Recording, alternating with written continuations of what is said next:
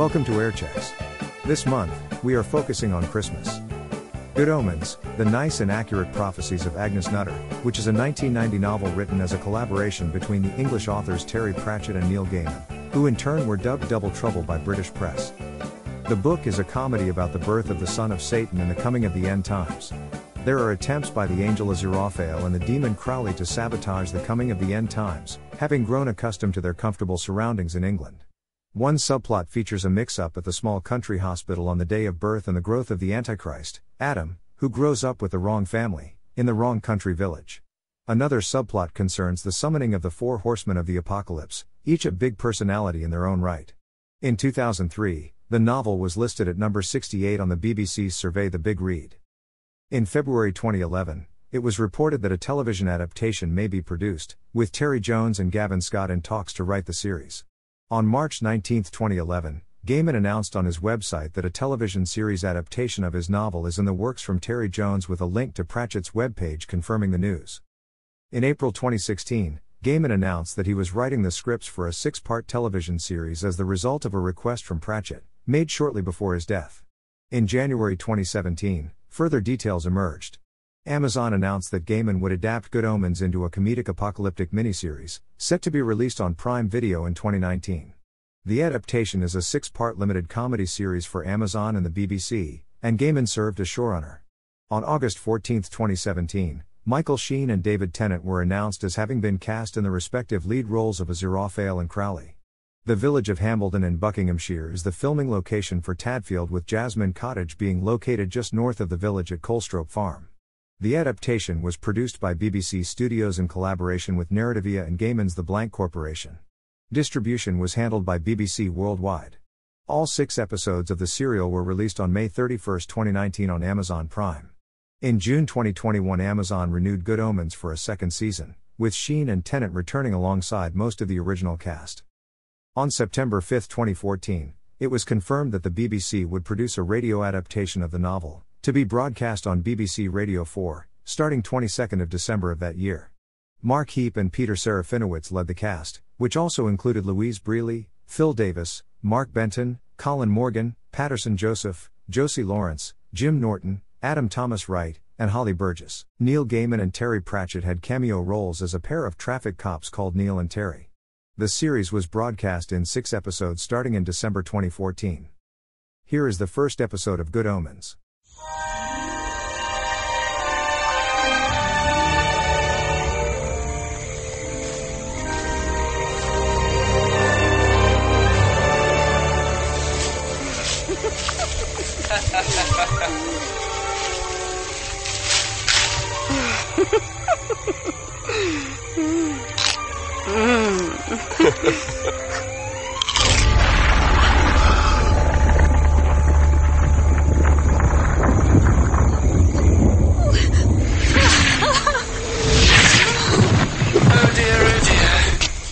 Step away from the fruit, please. This way. To through here. Oh, for pity's sake. Take this and hide it. Where? Well, improvise. Oh, Angel, you... No, don't thank me. And don't let the sun go down on you anywhere near here. Through the gate now. And stay out, you! People.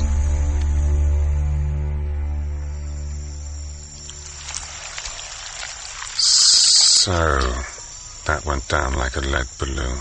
Excuse me? I said that went down like a lead balloon. Oh, it's you. Yes. Bit of an overreaction. I mean, first offense and everything. Well, the rules are the rules. What's so bad about knowing the difference between good and evil? It must be bad, otherwise you wouldn't be involved, Crawley. I don't like that name. You chose to be a serpent. They just said, get up there and make some trouble. Is it actually possible for a demon to do good? Aziraphale, wake up. Angel of the Eastern Gate, who were you supposed to be keeping out? You, for a start. Oh, well done. Come on, it's a pantomime. The garden, the tree, the big deal about don't touch the fruit. Why not put it on top of a very high mountain? Or a long way off? Not very subtle, is he? Makes you wonder what he's really planning. You can't second-guess ineffability. There's right, and there's wrong. If you do wrong when you're told to do right, you deserve to be punished. Didn't you have a flaming sword? You did, didn't you? It flamed like anything. Lost it, have you? No, not exactly lost. It's more, Yes? I gave it away. Oh, did you now? They looked so cold, poor things, and she's expecting already, and what with the vicious animals out there, and the storm coming up, I thought, well, where's the harm? So you gave them your flaming sword. Is it actually possible for an angel to do the wrong thing? I do hope not. It's been worrying me all afternoon. Funny if we both got it wrong, eh? Funny if I did the good thing and you did the bad. Not really. What's wrong with the animals? I've no idea. Would that glow through the trees be your sword? It's going to be a dark and stormy night. Good Omens by Terry Pratchett and Neil Gaiman. A narrative of certain events occurring in human history in strict accordance with the nice and accurate prophecies of Agnes Nutter, Witch. Episode 1.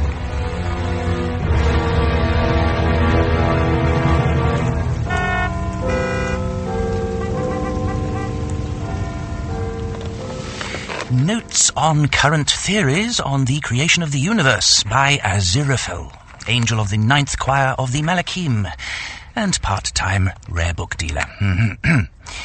Humans assert that if the universe was created at all, and didn't just start, as it were, unofficially, it came into being 13,000 million years ago, give or take the odd 37 million. The Earth itself is asserted to be 4,500 million years old. These dates are incorrect. Medieval Jewish scholars put the date of the creation at 3,760 BC. Greek Orthodox theologians put it as far back as 5,508 BC. These suggestions are also incorrect. In 1654, one of Archbishop James Usher's aides announced that the Earth was created on Sunday, the 21st of October, 4004 BC, at exactly 9 a.m., because God liked to get work done early in the morning while he was feeling fresh. This, too, was incorrect, by almost a quarter of an hour. Oh, tepid cocoa. This proves three things. Firstly, the business with fossilized dinosaur skeletons is a joke the paleontologists haven't seen yet. Secondly, God does not play dice with the universe. He plays an ineffable, obscure, and complex game of his own devising. Thirdly, Earth is a Libra. And, also, thirdly, just because a night is not dark and stormy does not mean dark forces aren't abroad. They always are. That's the whole point. They lurk. They lurk in the dark. They lurk in the light. They lurk in ruined graveyards where owls hoot.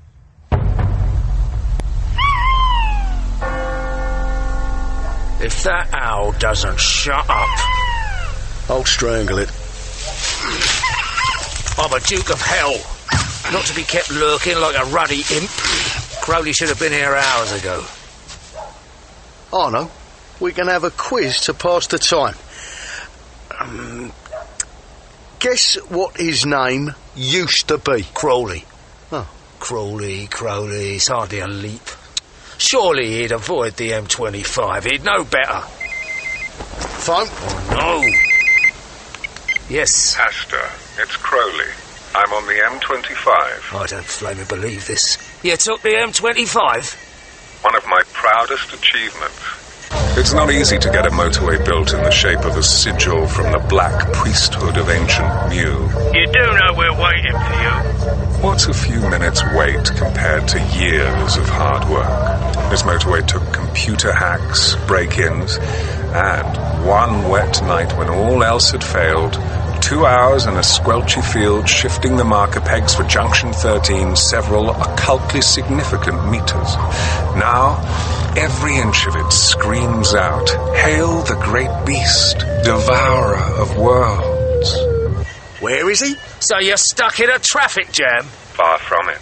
I'm doing 110 just east of Slough. In that old wreck? A 1926 Bentley, Haster. It has had one owner from new, and that owner is me. Do you know what the time is? According to my watch, it is 10 p.m. in London, 5 p.m. in New York, and 6 a.m. in Tokyo.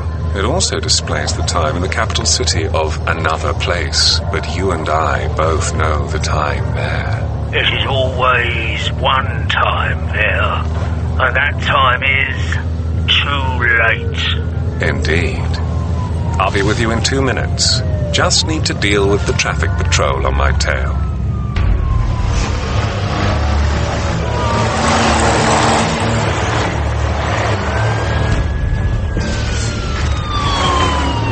Traffic 327 pursuing speeding vehicle off M25 at junction 16.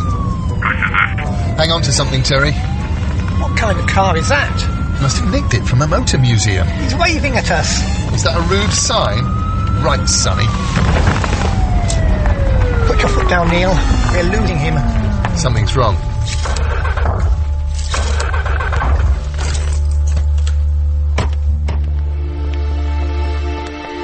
What do you know about engines? I know it was only serviced yesterday. Neil? I can see it.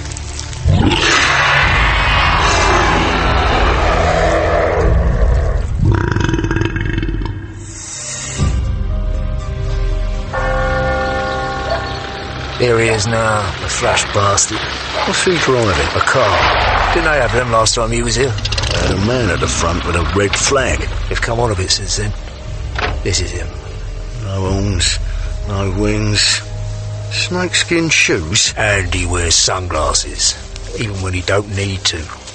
All hail Satan! All hail Satan! Yes, absolutely. All hail, you know. Now we are all here. We must recount the deeds of the day. Yes. Good, good. After you. I have tempted a priest. As he saw some pretty girls in the sun, I put doubt into his mind. Within a decade, we shall have him. Oh, wow. Nice one. I have corrupted a politician. I let him think a tiny bribe would not hurt. Within a year, we shall have him. And you? Me? Oh, me. You'll like this. I tied up every mobile phone exchange in London for 45 minutes today. And then? It wasn't easy. That's all. Look, people. Exactly what has that done to secure souls for our master? What has that done?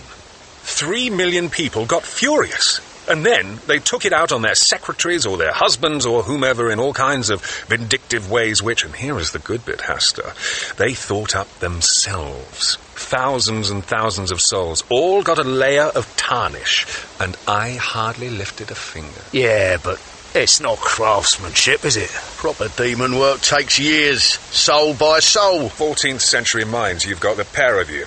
With 7 billion people in the world, you can't pick the buggers off one by one anymore. You have to spread the effort. You need to think up things, like Welsh language television, or VAT, or Manchester. Times are changing. So, what's up? This is... Oh. No. Yes. Already? Yes. And, it's up to me to... Yes. Haster... This isn't, you know, my scene. Times are changing. Yeah, they're coming to an end for a stop. Why me? You must be highly favoured. Ligger here would give his right arm for a chance like this. Someone's right arm, anyway. Plenty of right arms around. No sense in wasting a good one.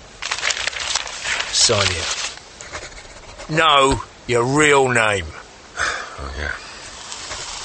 Thank you. There.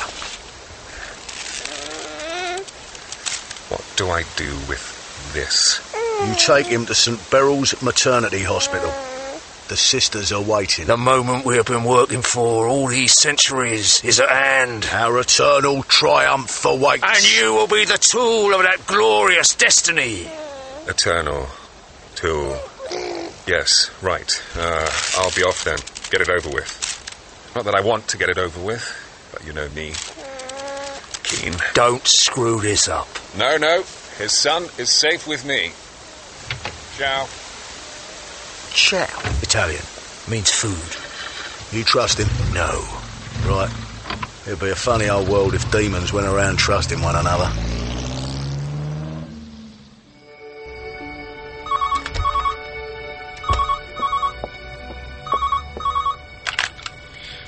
Hello, St. Beryl's Hospital. Sister Grace Voluble speaking.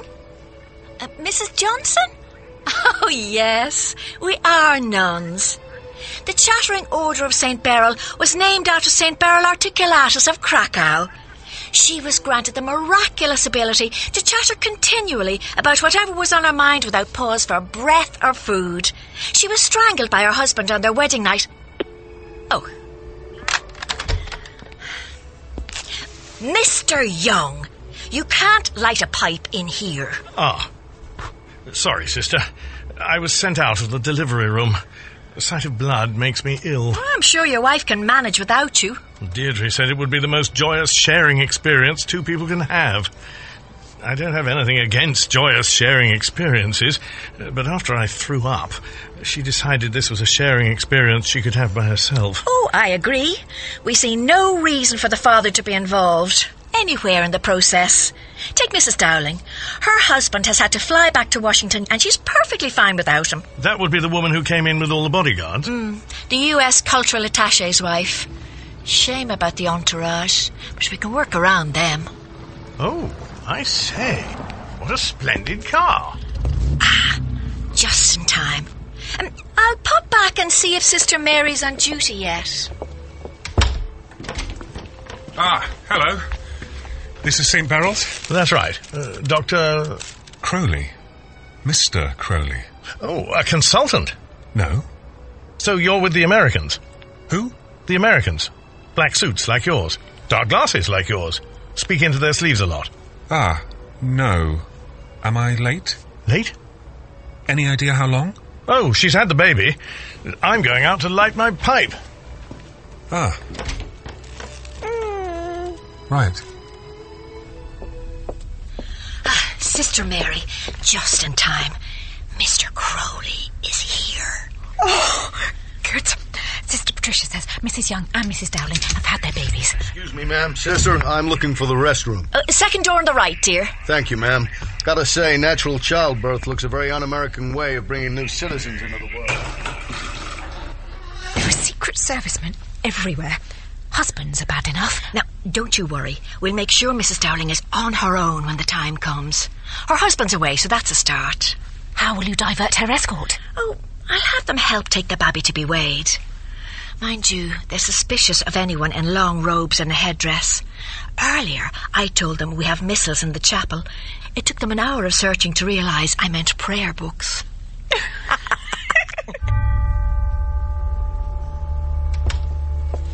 Mr. Crowley. Sister... Sister Mary Lucretius. This way, please. There was a man here. Is he one of us? What man? It's getting harder to tell who is a Satanist and who isn't. Mr. Crowley, you are among friends with the Sisters of St. Beryl.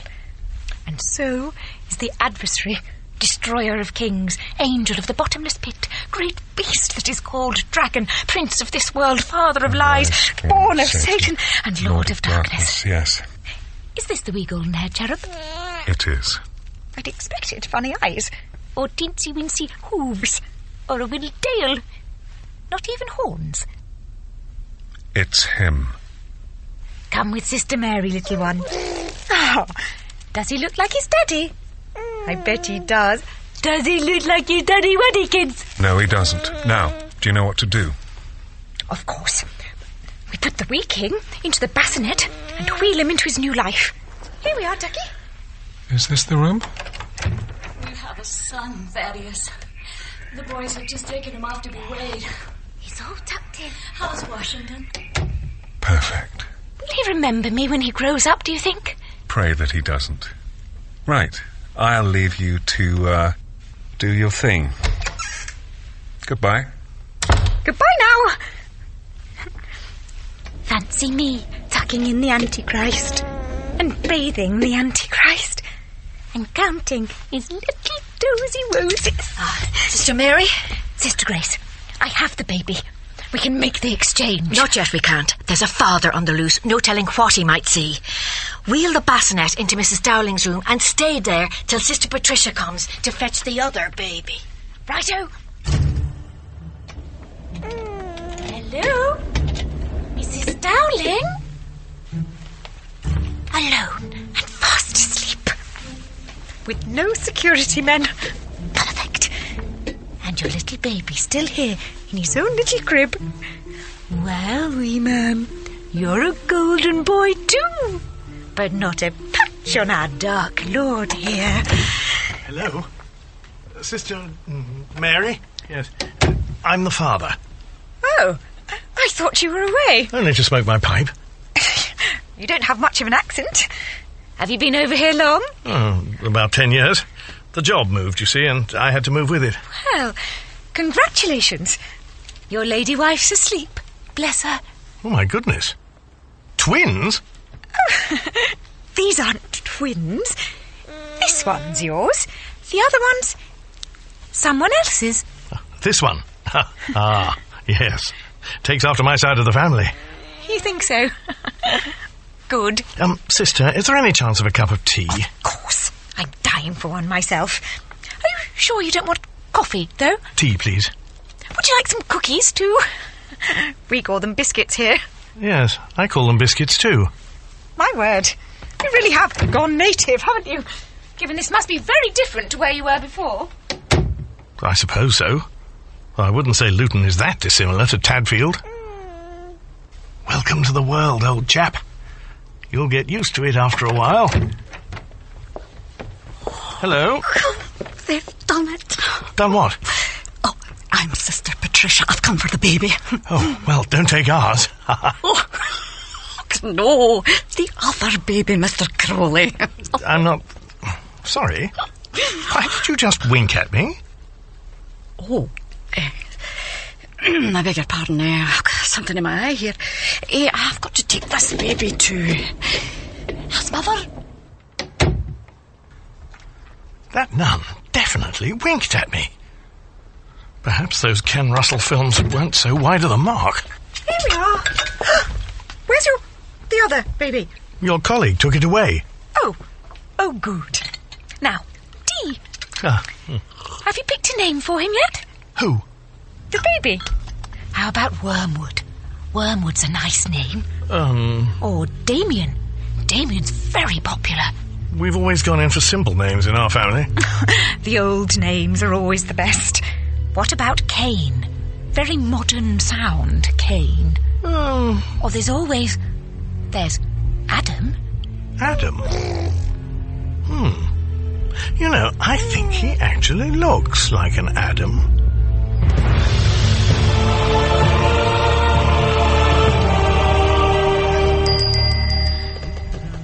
She's just coming. Feel free to browse among the books. It's me, Aziraphale. Crowley! Yes. Demons do buy books, you know. Something has happened? Yes. Quite a lot, actually. Evil never sleeps. Oh, I like sleep. I slept through most of the 19th century. Except for 1832. I had to go to the lavatory. Sleep is one of the pleasures of the world. Well, you'd better make the most of them while there's still time. What? He is nigh. He is... the Antichrist? Mm-hmm. Already? Yes. How? I took a baby to a hospital last night. Well, why didn't you tell me? What about the arrangement? I didn't have time. Really? Since that business in the garden with the apple, I've known that we'd be around when the world ended. We are immortal and have no alternative, but I'd hoped it would be a long way off. My goodness. I need some fresh air. Shall we feed the ducks? about giving the child to an American diplomat? Is Armageddon some kind of cinema epic that you wish to sell in as many countries as possible? Every country, the earth and all the kingdoms thereof. I'm actually quite sorry about it. You've become attached to them. People. Oh, I do my best to make their short lives miserable. That's my job. But nothing I can think up is half as bad as the stuff they think up themselves, often involving electrodes. They've got what we lack: imagination. And electricity, of course. People can't become truly holy unless they also have the opportunity to be definitively wicked. Ineffability. Free will. It's a bugger. It's just as well that we reached the arrangement. We couldn't stay enemies for 6 millennia. It's worked, pretty much. I got to develop Manchester. You had a free hand in Shropshire. Yeah, so remind me, who had Milton Keynes? Dead heat. Look, let's have lunch. I owe you one from... When was the last time? Paris. The Reign of Terror. Ah, oui. Shall we take the car? I don't think so. You've been clamped. Not anymore. A traffic warden's yours or ours? Depends who's asking.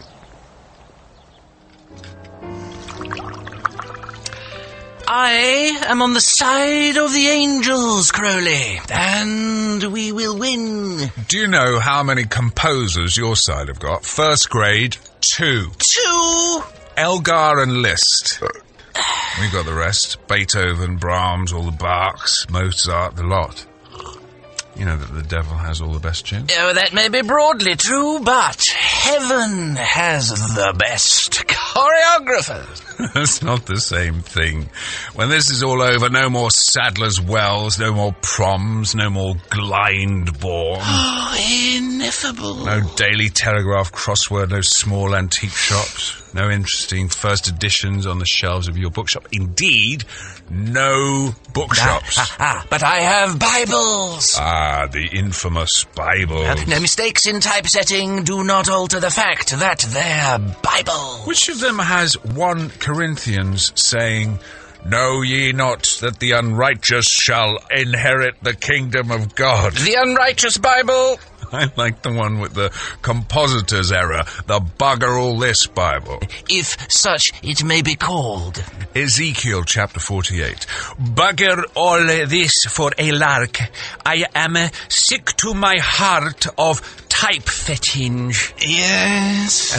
And the 3 extra verses in the 3rd chapter of Genesis. You had those removed. And the Lord spake unto the angel that guarded the eastern gate, saying, Where is the flaming sword which was given unto thee? And the angel said, I had it here only a moment ago. I must have put it down somewhere. Forget my own head next. Yes, all right. Let's move on. Oh, I can't cope with this while I'm drunk. I'm going to sober up. Yeah, me too.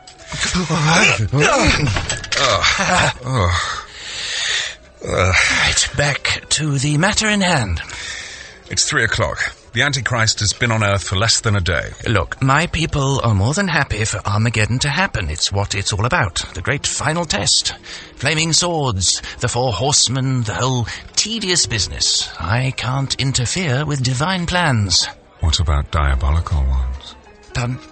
Well, it's got to be a diabolical plan, hasn't it? It's all part of the overall divine plan. Ah, but correct me if I'm wrong. You can't be certain that defeating it isn't part of the divine plan too. I mean, you're supposed to thwart the wiles of the evil one at every turn, aren't you? There is that, yes. You see a wile, you thwart it. Am I right? Broadly, I encourage humans to do the actual thwarting because of ineffability. Right. But if we are to continue the arrangement and protect the status quo, which has proved so comfortable for us... We need to stop this from happening. So... it's the upbringing that's important. It's the influences. The child might never learn to use its powers, not as intended. The child isn't evil of itself. Potentially evil. Potentially good, too. Nurture, not nature. What happens to Satan's child without unopposed satanic influences? He was an angel himself once. Good Lord. It's got to be worth a try. We could be godfathers, sort of. overseeing his religious upbringing, you might say. Godfathers? Well, I'll be damned. It's not so bad once you get used to it. Now, look at this. The birth of the Antichrist has been announced in the broadsheets. Be sensible. The U.S. Cultural Attaché is advertising for a nanny and a gardener. We take employment with a family. Exactly. Shotgun the gardener job. Oh. Have you seen me in a skirt? Culloden, 1745. Oh, yes. But how long do you think we've got? Well, the prophecies differ. On the child's 11th birthday, I would say, there should be certain phenomena. Like? Blood-red skies, showers of fish, that sort of thing. Right. The presence of the Antichrist affects the natural operation of causality. If only I had Agnes Nutter. Excuse me? The Nice and Accurate Predictions of Agnes Nutter, published by Bilton and Skaggs in September 1655. Nice. As in scrupulously exact. It is said to be the sole prophetic work in all of human history to consist entirely of completely correct predictions of the events that would lead up to Armageddon. Well, we need a copy. None have survived. It didn't exactly fly off the shelves. In fact, it was the first book in Britain to be pulped. Nostradamus, I know of, and Mother Shipton. Agnes Nutter was one of yours. Yes, burned at the stake for witchcraft. Only one copy of her book survived. Her own copy. Where is it? Nobody knows. In the family, presumably. Whatever they're called now. What are you doing? Applying for a job. Oh, hello. Is that the U.S. Cultural Attaché's office? I'd like to apply for the position as nanny. I, Agnes Nutter, witch, tell ye this, and I charge ye with my words. 4 shall ride, and 4 shall also ride, and 3 shall ride the sky as twain, and 1 shall ride in flames, and there shall be no stopping them, not fish, not rain, nor road, neither devil nor angel. And ye shall be there also, anathema. Anathema device. Your light was supposed to be out half an hour ago. I know, Mum. I'm reading the book you gave me. Oh, what a surprise. Tell me why I'm in it again. All our names are in it, Anathema. Mine and your father's, your grandparents', everyone in the family back to when your great-great-great-great-great-grandmama Agnes wrote it. Why did she write it? Because she could see into the future, darling. These are her nice and accurate prophecies. She was a psychic. And I think you've got a bit of that in you. Now, please ask me a question I don't know the answer to. There is one thing. About these prophecies. Yes? Why do they stop 11 years from now? Time to brush your teeth.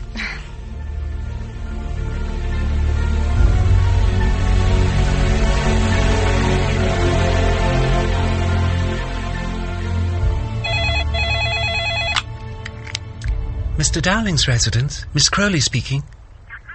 Oh, I've been young Master Warlock's nanny for the last few years. Mrs. Dowling is with her husband at Grosvenor Square. Do call back later. Goodbye. Crowley, we have a problem.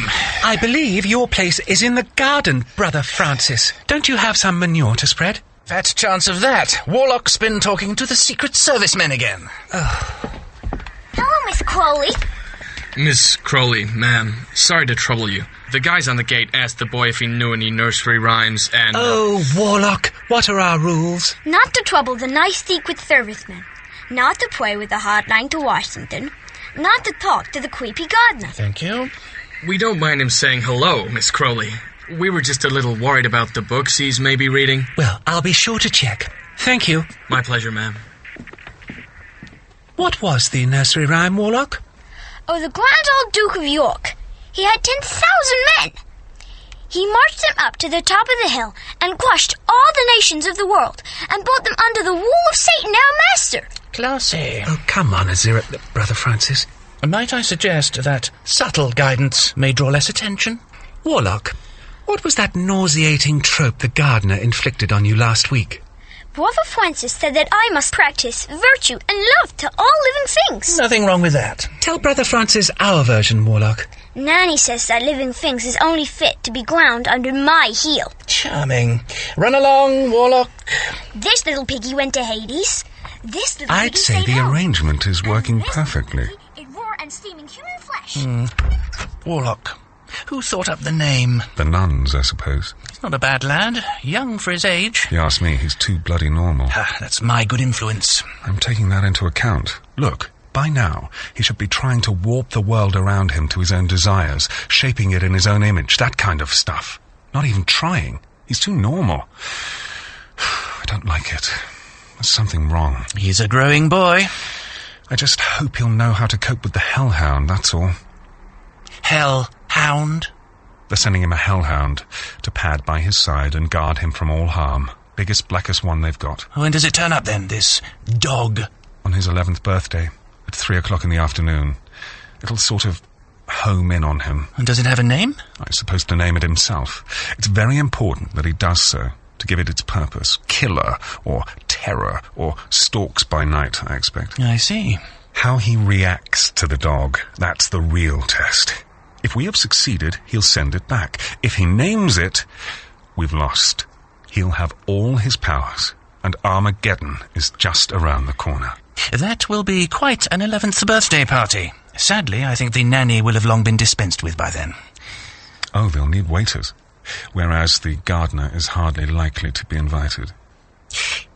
If it's a children's party, they'll need a magician. I trained under Maskelyne in 1875, you know. It's like riding a velocipede. You never forget how. If I start practicing now, I'll have Warlock and his little friends eating out of my hand in 5 years' time.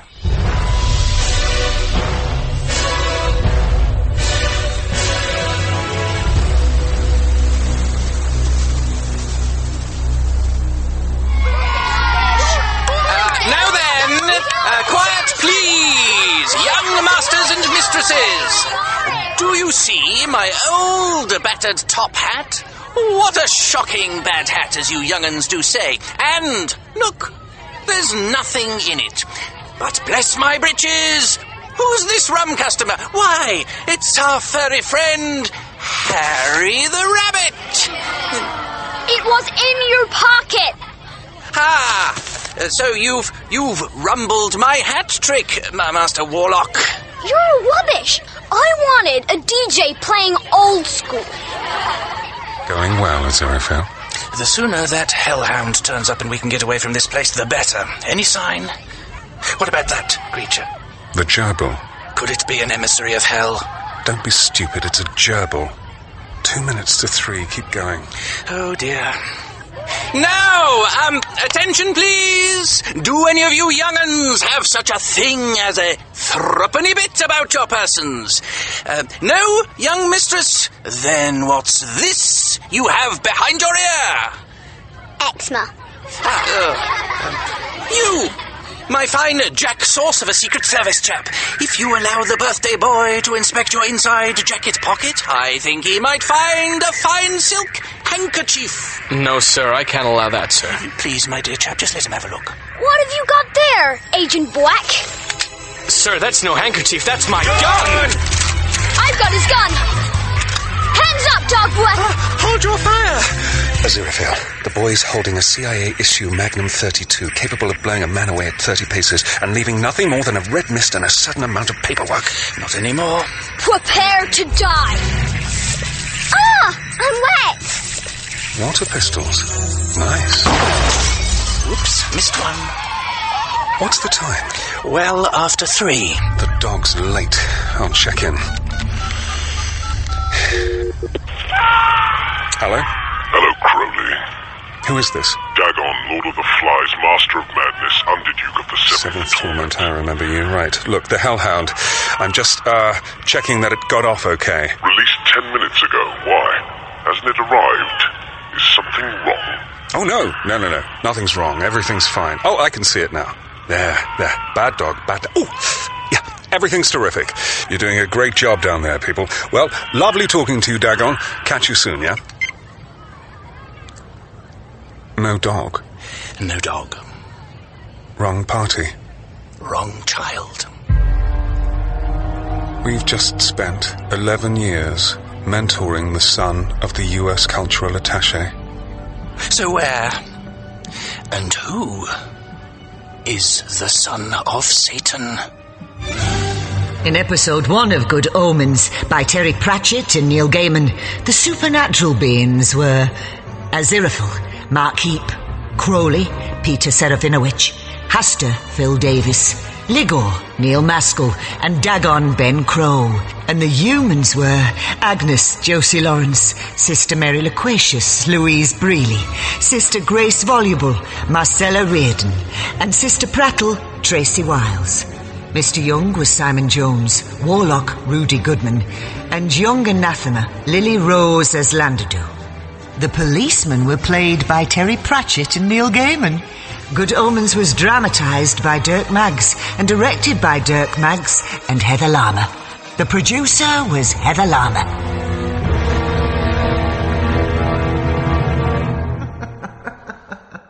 Here is the second episode of Good Omens.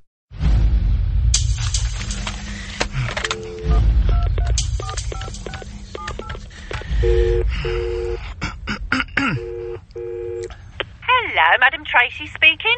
Hello. I saw your advert. Which one, love? The one in the paper? Which one? Madam Tracy draws aside the veil every afternoon except Thursdays? No. Oh, strict discipline and intimate massage every evening except Thursdays. Oh, no. It says... Join the professionals. Part-time assistant required to combat the forces of darkness. Field promotion certain.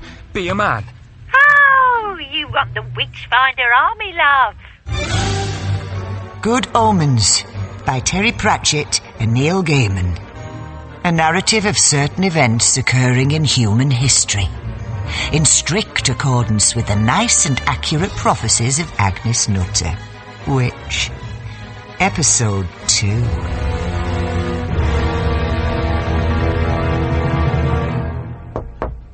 Mr. Shadwell? Who's your Scarlet Jezebel? What now? I called for you, dear. Answer to your advert. Why didn't you say, you painted harlot? And your tea's in the oven.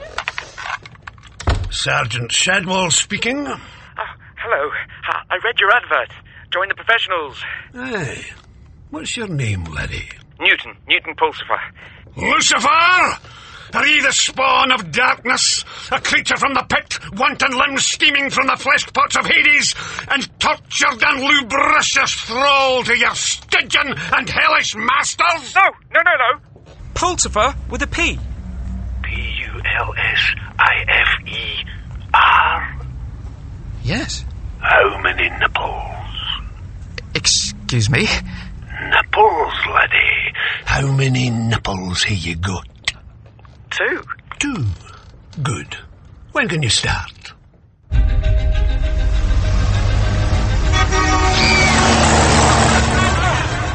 On Woman's Ad tomorrow, a rare interview with someone who seems to be able to smell trouble. Carmen Red Zugaba, war reporter and Pulitzer nominee. So how does she get those astonishing exclusives? Join me, Jane Garvey, tomorrow. Oh, it's no good. I can't concentrate. Get out of the road! Crowley, you can't drive at 90 miles an hour down Oxford Street. Au contraire, Aziraphale. I am proving that it is perfectly possible to drive at 90 miles an hour down Oxford Street.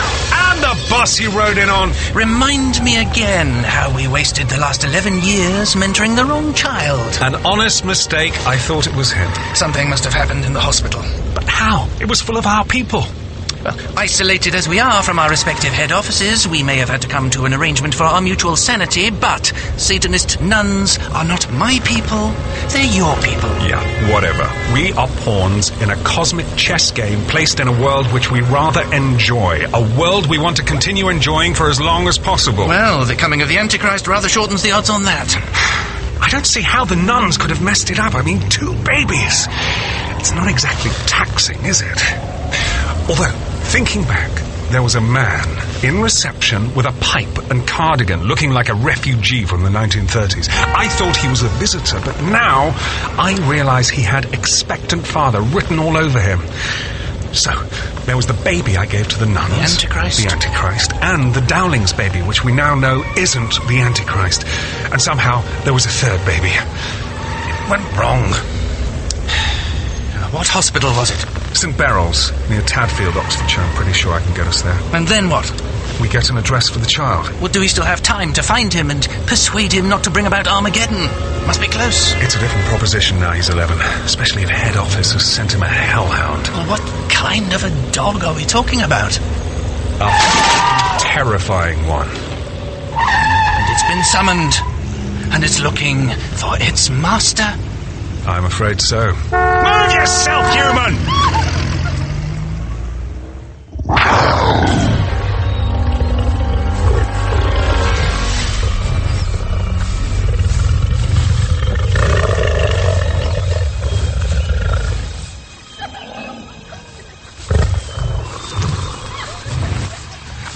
Her name is Anathema Device. She's moved into Jasmine Cottage and she's a witch. We don't have witches in Tadfield, Pepper. We do now. Mrs. Henderson, the cleaner, told my mother she gets a special witches newspaper called Psychic News. That's not witches. My aunt has that. She keeps trying to talk to my uncle. Wensley, your uncle's dead. She says he still moves the glass about. My father says it was moving glasses about that made him dead in the first place. In our Sunday paper, it said there were thousands of witches worshipping nature and eating health food and flooding the country with a wave of mindless evil, it said. I reckon we should find out if her at Jasmine Cottage is a witch. And if she is, we should tell Reverend Pickersgill. He might want to burn her. Should we do that, Adam? It's still your birthday. You choose. I don't reckon it's allowed, going round setting fire to people. Or people will be doing it all the time. Besides, I'm waiting for my dog. It's a bit late now. And your dad said you can't afford a dog. I asked him to get me one anyway.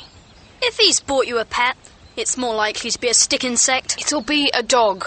You don't know it's going to be a dog. Besides, your dad would be complaining about the food it eats the whole time. Privet? Dogs don't eat privet, Wensley. Stick insects do. And they eat each other when they're mating. That's praying mantises.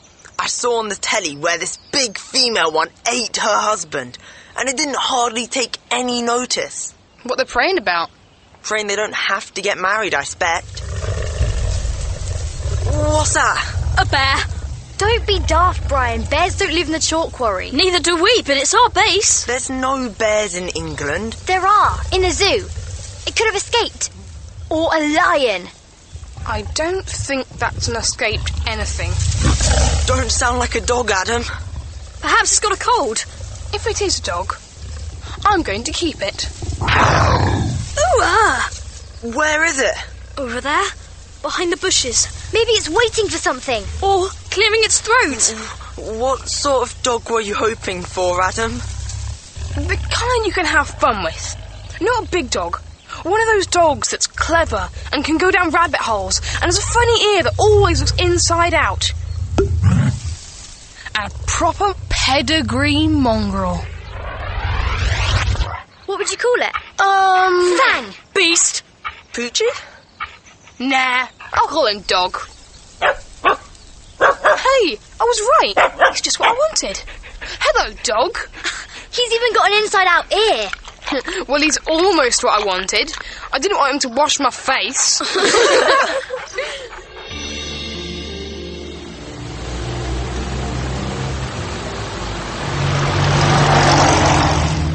Are we there yet? It's getting dark. We're near, I think. It's been 11 years. There's something odd about this place. Can't you feel it? What? Love. Someone really loves this place. Pardon? There seems to be this great sense of love. I can't put it any better than that. Do you mean like... Look out! You've hit someone. No, I haven't. Someone hit me. Oh, master is all you needed, Anathema. Up you get, young lady. No bones broken. No, I'm not so sure. I'll get the bicycle on. Was it bad? Hairline fracture, tib fib. Right. Healed. You didn't have any lights on. Nor did you. Fair's fair. Your eyes are a funny colour. So's your hair. Look, we're not going to hurt you. All evidence to the contrary. I carry a bread knife, you know. Somewhere. Doing a spot of astronomy, were you? That's a theodolite, not a telescope. Strange time of day to go surveying. Oh, my poor bike. Now, let's see. No, nothing bent or broken. But, you're right. This is my bike, is it? Yes, of course. Only, it never had a pump. But there's a place for one. Those two little hooks. It's got gears. My bike didn't have gears. Well, now that's all sorted out, perhaps it'd be best if we just all got on a... Oh! You wouldn't happen to know the way to Lower Tadfield, would you? Just down the hill. This bike, there's not a scratch on it. Not even the ones that were on it when I bought it. We'd offer to give you a lift, but there's nowhere for the bike. Except the luggage rack. What luggage? Oh.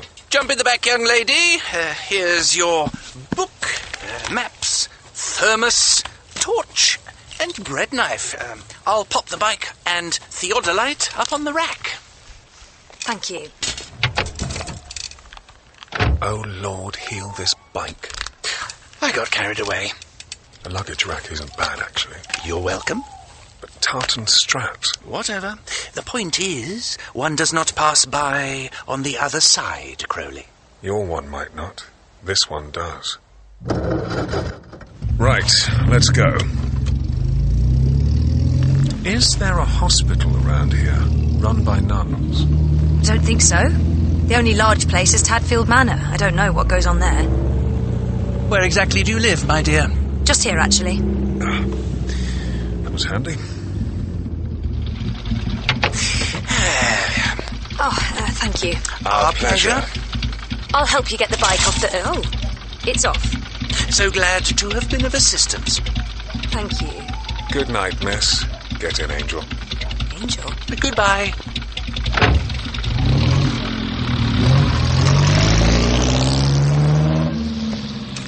Bike, theodolite, thermos, torch, maps.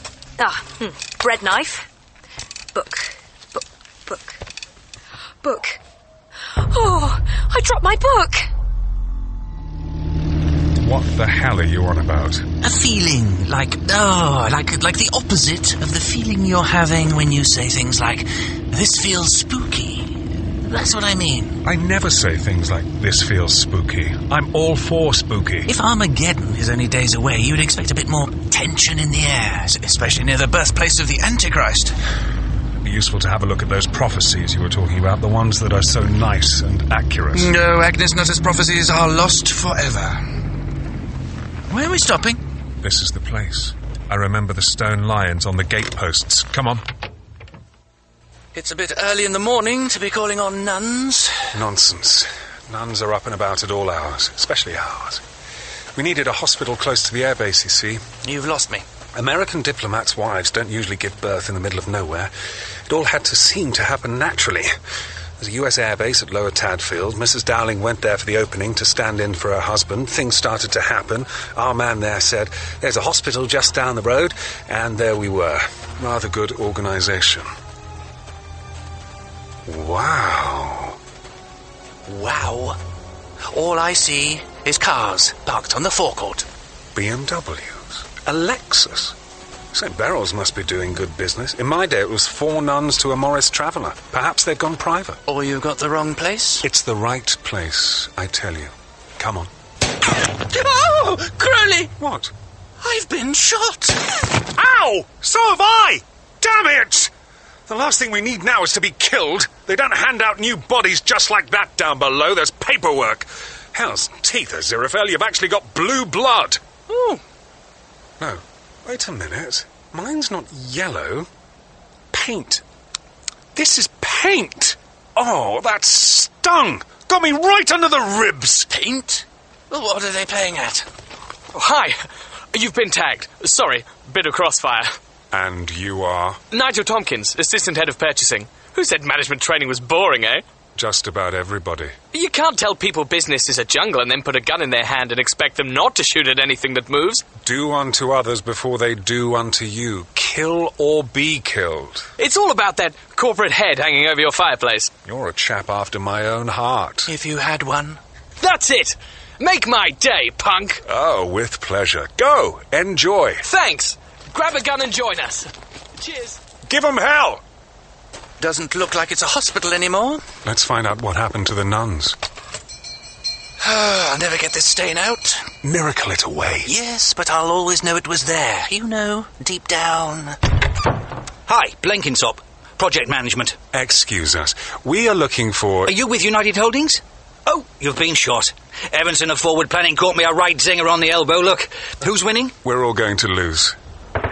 Golly, that doesn't sound like pellet guns. No, that sounds like aerodynamically shaped bits of lead travelling extremely fast, Crowley. I don't see why you're so shocked. He wanted a real gun. Every desire in his head was for a real gun. So there are people out there shooting one another? Oh, no one's actually going to get killed. They're all going to have miraculous escapes. Wouldn't be any fun otherwise.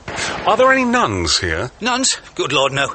There's Miss Hodges, the manager. I think she's still working. Where's her office? Upstairs. Turn left. Tompkins, are you all right? Nearly copped it by the gazebo. Took a moment to chat to a couple of blokes by the main entrance and came back to find all this going on. I always said you couldn't trust those people from purchasing, the bastards. We should find financial planning and regroup. Tricky. They're flat on their faces behind the ha-ha, and I don't think they're very amused. Look, over there. Between the pyramid and the Sphinx. It's Weatherhead. Well, we can't just leave him stranded in the novelty mini-golf. Come on! How does it look? Bad. He's copped one in the wallet. Look, the bullet went through his MasterCard, Visa, Diners, the lot. Hello, Tompkins. Hello, Pro. I was lucky. American Express Gold stopped it. But why'd they do this? Damn them! Damn all of internal audit! 20 years I've been in this job! I wanted to be a graphic designer, but the careers master hadn't heard of that. 20 years I spent double-checking Form BF18. 20 years of cranking the bloody hand calculator when even the people in forward planning were issued with computers. Bastards! We all knew they were talking about restructuring. We all knew there'd be redundancies. No one told us they'd be doing it with real bullets. Well, if that's their game, someone has to win. Back home, it's company law. Out here, it's us. Can you still pull a trigger, Weatherhead? I can try, sir. Okay, guys. Let's get the bastards.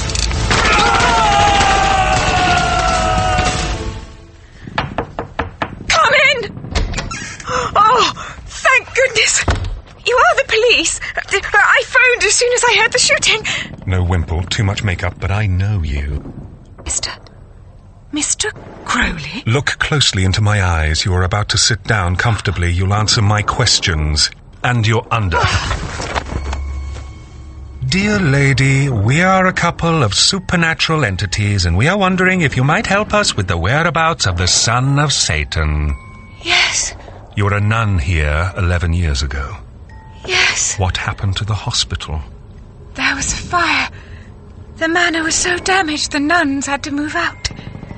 But the sole purpose for our existence had been fulfilled, so when it was rebuilt, I applied for a job here, running management training courses. Your name then was Sister Talkative or something? Sister Mary Loquacious. I'm just Mary Hodges now. You say your sole purpose was fulfilled. Did that involve the switching of newborn babies? Yes. Is there any possibility that the switch could have gone wrong in some way? I don't know. You must have had records. There are always records. Oh, yes. They were lost in the fire. No! Strange coincidence. It was probably Hastur. The Duke of Hell. Was he involved? Only as an emissary. Trust him to over-embroider a simple baby swap. But he thought he was being really clever. We're going to be knee-deep in police at any moment, and I'll be morally obliged to assist them in their inquiries. Stop them. All I need now is Gabriel, wondering why 40 policemen have suddenly gone to sleep. Mary, Do you recall any details about the other child? Yes. Please tell me. He had lovely little dozy roses. Okay, that's it. It was worth a try. Let's get out of here. Mary, in 30 seconds you will wake up and you will have had a lovely dream about whatever you like best. Come on!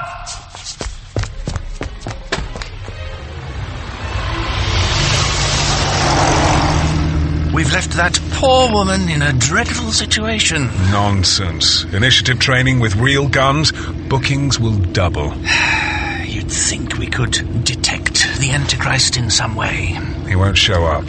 He won't even know it, but his powers will keep him hidden till Armageddon begins. How do you think it'll happen? Thermonuclear extinction has always been very popular. But any really conclusive event has to involve the Four. The Four? Are they even here yet? Oh, they're always here. Especially Death. He's on duty 24/7. What about war, pestilence and famine? You don't think they're kept busy enough? I was perfectly happy to meet you at your office, Mr. Sable. Oh, I know that, Amy. But I want to show you how the Burger Lord experience works. This is the food your chain will be selling. But a ready meal version. Oh, that's right. Hello, my name is Marie. How may I help you? A double blast of Thunder Biggin to eat in, extra fries, whole of mustard. Anything to drink with that? A special thick whippy choco banana shake. Thank you. DBTBEF, whole mustard, chalk shake. Amy, what do you see on that menu? A burger and a bun. Fries. Pickle. Shake. Look again. Artificial bread roll. Artificial burger. Fries that have never even seen potatoes. Foodless sauces. An artificial slice of dill pickle. A milkshake containing no milk. Is there any actual food content here at all? No. But then again, there's none in the food sold by any of our rivals. What we do have here, however, is the result of 2 years of investment and research. Chow, little TM. Which is? Spun, plaited and woven protein, capped and coated, designed to be ignored by human digestive tract enzymes. It doesn't matter how much you eat, you lose weight. And if you eat enough of it long enough, vital signs? Oh, well, listen. Fat people buy this. Thin people didn't want to get fat by it. Look around. They're eating food that comes with a profit margin like never before. Junk food with real junk. Beautiful, isn't it? We're gonna make billions. Exactly. Excuse me, party name of Raven Sable? That's me. International Express Delivery, sir. Sign here, please. Sure. Thank you, sir. 1 down, 3 to go. Expecting something? Not this soon. Little weighing scales. Cute. Aren't these somewhat old-fashioned for a fast food joint? Amy, it seems events have overtaken us. I have to make an urgent trip to England. When will you be back? Not for the foreseeable future. Excuse me. Excuse me. Do I know you? No, ma'am. Thank you very much.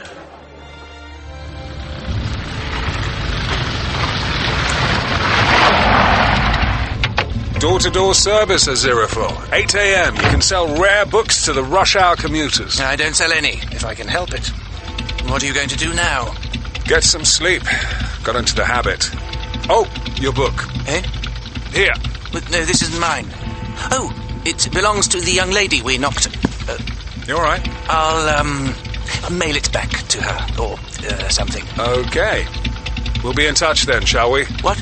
Oh, yes. Fine. Jolly good. Ciao.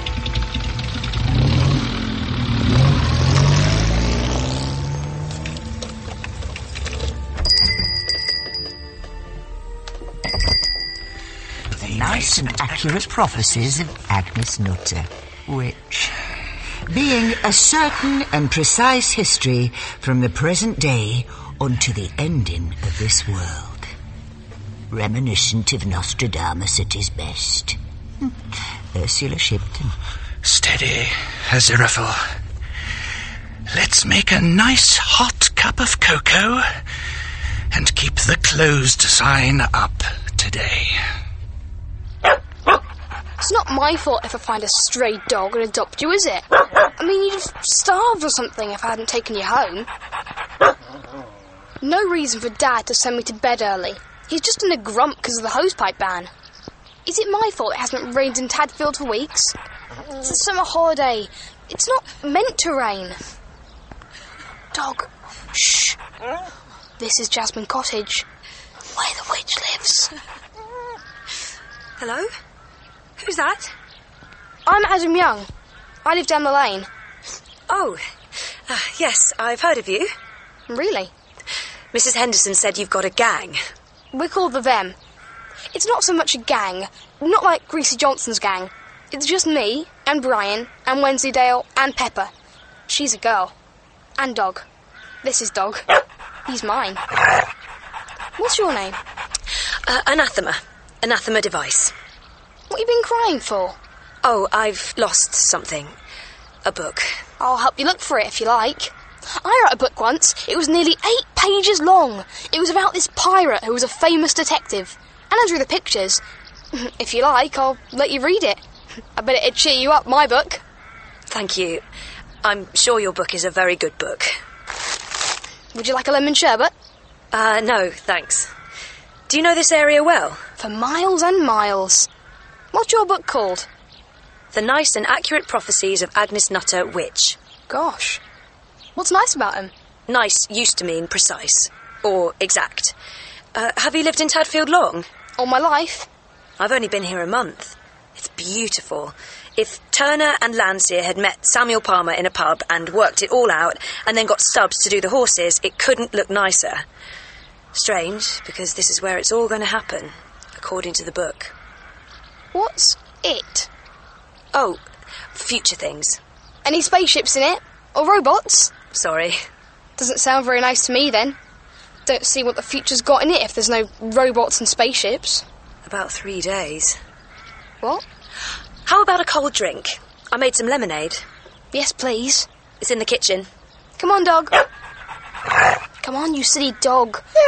It's only old Jasmine Cottage. You can leave him in the garden. No, he's got to do what he's told. My father said I can only keep him if he's properly trained. Now, Dog, go inside. He's doing it. His master's voice. There we go. Good boy. Excuse me for asking, but are you a witch? I'm more of an occultist. Oh, well, that's all right then. You know what an occultist is, do you? Yes. You were thinking, nothing wrong with my eyes, they don't need examining, weren't you? Who, me? Yes. You can read my mind. More of an occasional flash of intuition. What's this thing? With the legs? My theodolite. It's for tracking ley lines. What are they then? Invisible lines of force. People say they link important occult sites on the map. Cool. And do they? Yes. Mr. Welch never said anything about them in geography. There's a lot of things they don't teach at school. I could tell you lots of stuff about pollution and climate change. Oh, and don't get me started on nuclear power. Oh, I've been to the nuclear power station. It was boring. There was no green smoke and bubbling stuff in tubes. Just a lot of men standing around, not even in spacesuits. Nuclear power stations should be done away with this minute. Serve them right for not bubbling. Oh, I have to go home. Oh, I'm sorry. I've been rather boring. No, you haven't. And if that's what you wanted, I'd get rid of nuclear power if I could. That would make me very happy. Here, do you want something to read? I was going to throw these out. New Aquarian Digest. It's not about food. It's about saving the planet. Nuclear energy, the curse of mankind. Exactly. Who's Elvis Presley? He is alive and working in a fast food joint.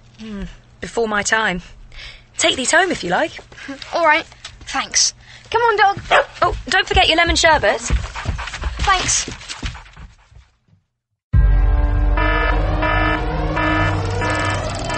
This is Turning Point Nuclear Power Station. The main reactor's spiked. The alarms just went off. Can you cancel them? I don't believe these readings. Mr. propaganda. It's not your job to not believe what goes on in the reactor. According to the meters, we're generating 420 megawatts of electricity. Which is normal. Not when, according to the reactor's sensors, nothing is producing them. I don't believe it. Thank you. Well, there's only one thing for it. You have to suit up, unscrew the pressure vessel and look inside. Me?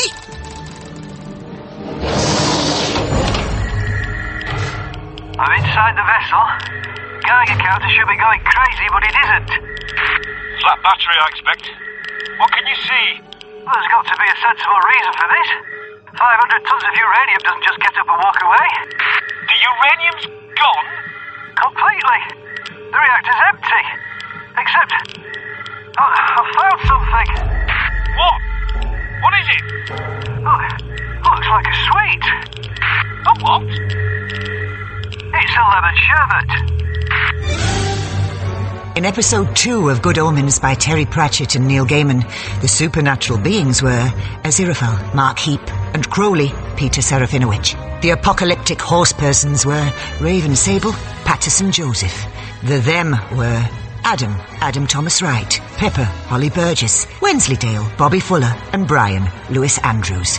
The humans were Agnes, Josie Lawrence, Shadwell, Clive Russell, Madam Tracy, Julia Deacon, Newt, Colin Morgan, and Anathema, Charlotte Ritchie. Mary Hodges was Louise Brealey, Amy, Christy Myers, Marie, Tracy Wiles, and Elvis the Cook, Mitch Benn. Blenkinsop was Paul Stonehouse, Tompkins, Theo Maggs, Weatherhead, Tom Alexander, and Prout, Ben Crow, with Jane Garvey as herself. Good Omens was dramatised by Dirk Maggs and directed by Dirk Maggs and Heather Lama. The producer was Heather Lama. Here is the third episode of Good Omens.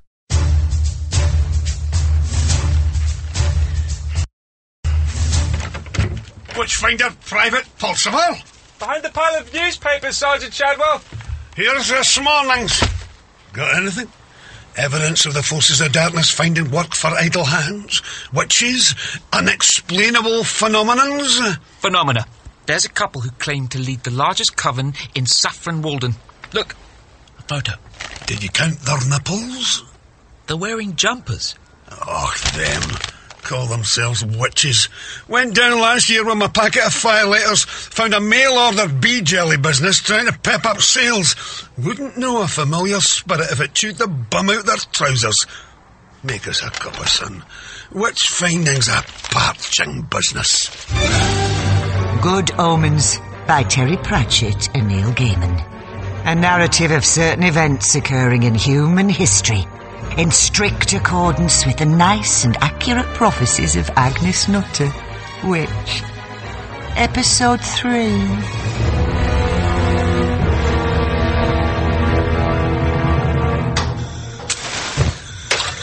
You know, laddie, in the 17th century, Matthew Hopkins, the Witchfinder General, found witches all over the east of England, charging town and village councils 9 pence a witch. 9 pence? Aye, and old pence to boot.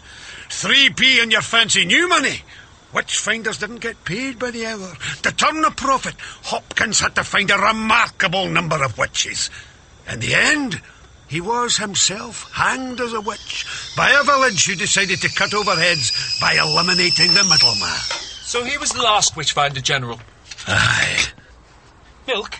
Condensed. There you go. No bad. There is no longer a Witchfinder General, nor a Witchfinder Colonel, a Witchfinder Major, or a Witchfinder Captain.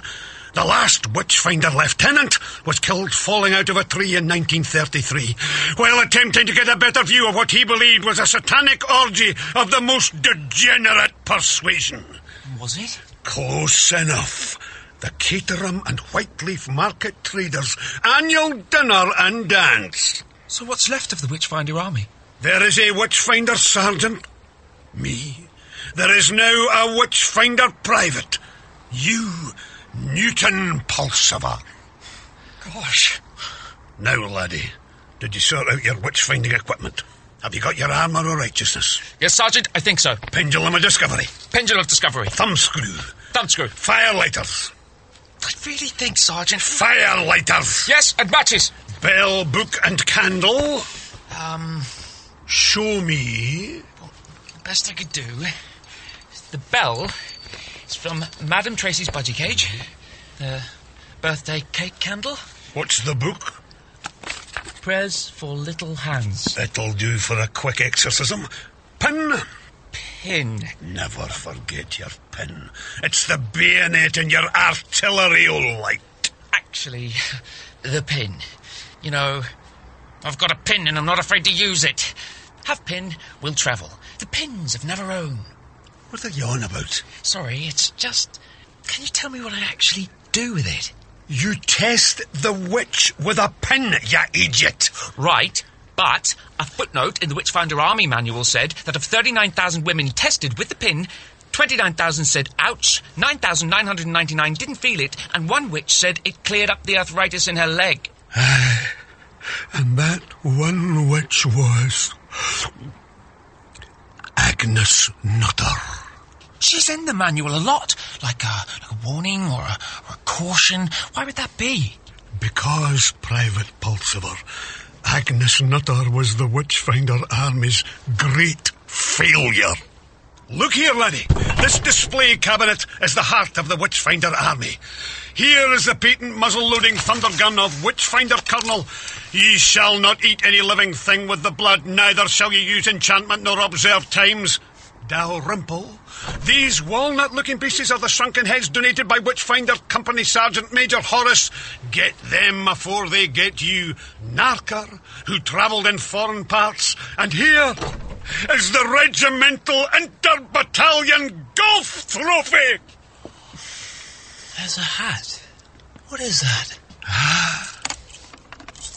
I knew you'd ask.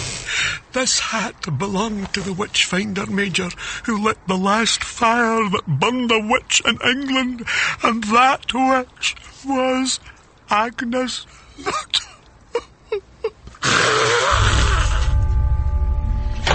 You're listening to Today on Radio 4. Michelle Hussain and Justin Webb, and Neil Sleets here with Summary of the News. Estimates vary of the extent of pollution caused by a huge crude oil spill from a supertanker off the coast of Japan.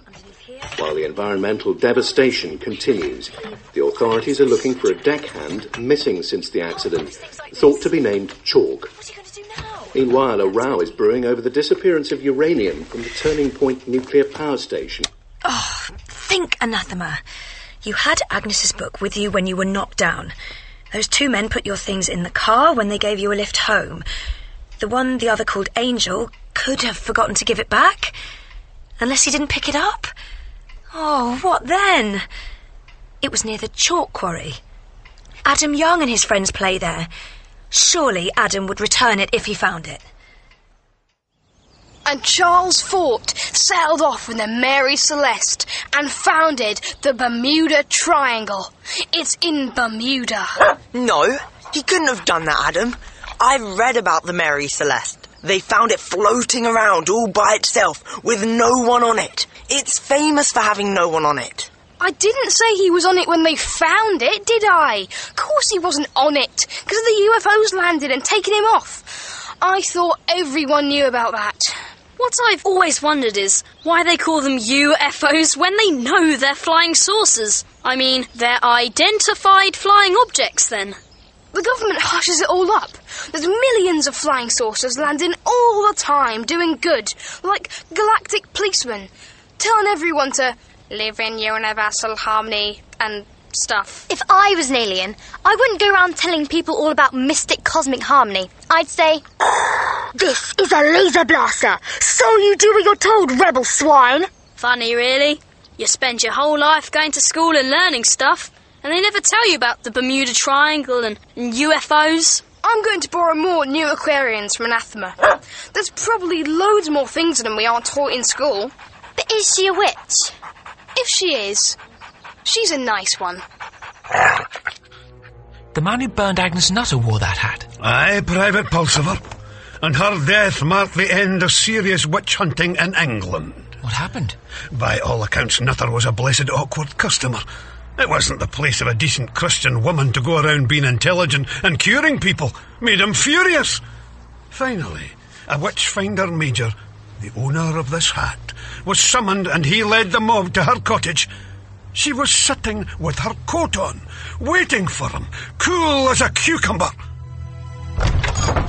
Agnes Nutter, witch. You're tardy, witch-finder. I should have been aflame 10 minutes since. You know what awaiteth you. I bloody should do. I wrote it in my book. Right. Let's get on with it. They took her to the bonfire they'd built on the village green. She climbed up on it herself, the brazen sorceress. Tiny well, sexton of the parish. Aye, that he will, witch. Make those knots tight, Mr. Blake.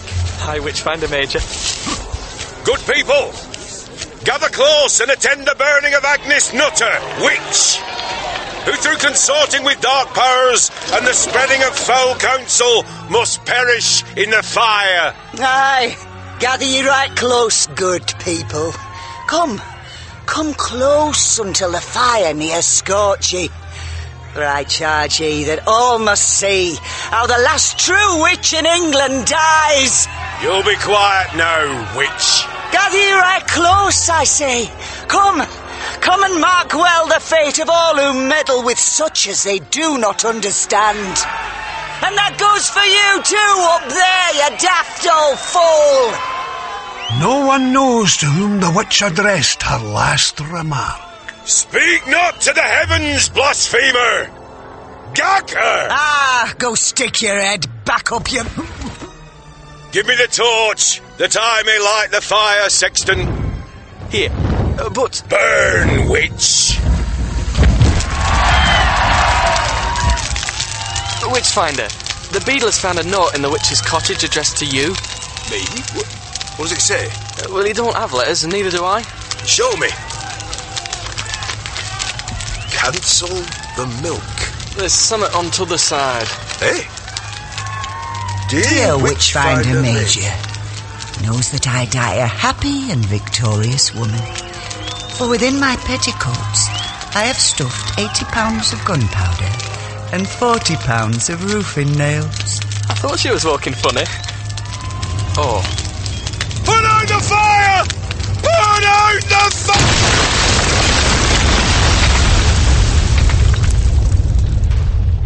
The explosion took out the village, cleared the valley of every living thing, and was heard as far away as Halifax. Wow. They found this hat in a tree 2 miles away. The name of its owner, the witchfinder major who burned Agnes Nutter, is stitched inside. Here.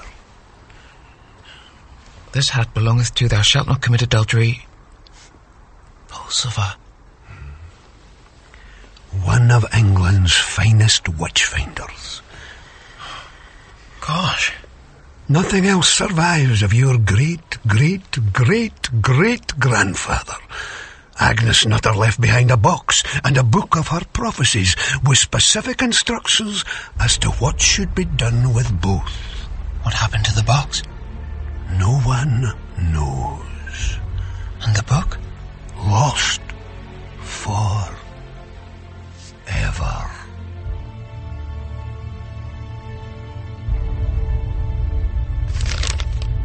Prophecy 1111.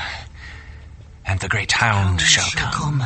And the 2 powers shall watch in vain, for it goeth where is its master. And he shall name it true to its nature, and hell shall flee it. Bless me. Good morning. Are you all right? My cocoa has congealed. I've come about... We're closed, I'm afraid. But you put a book aside for me. The shop is closed. So sorry. I'll come back Monday. I rather doubt that. Prophecy 3017.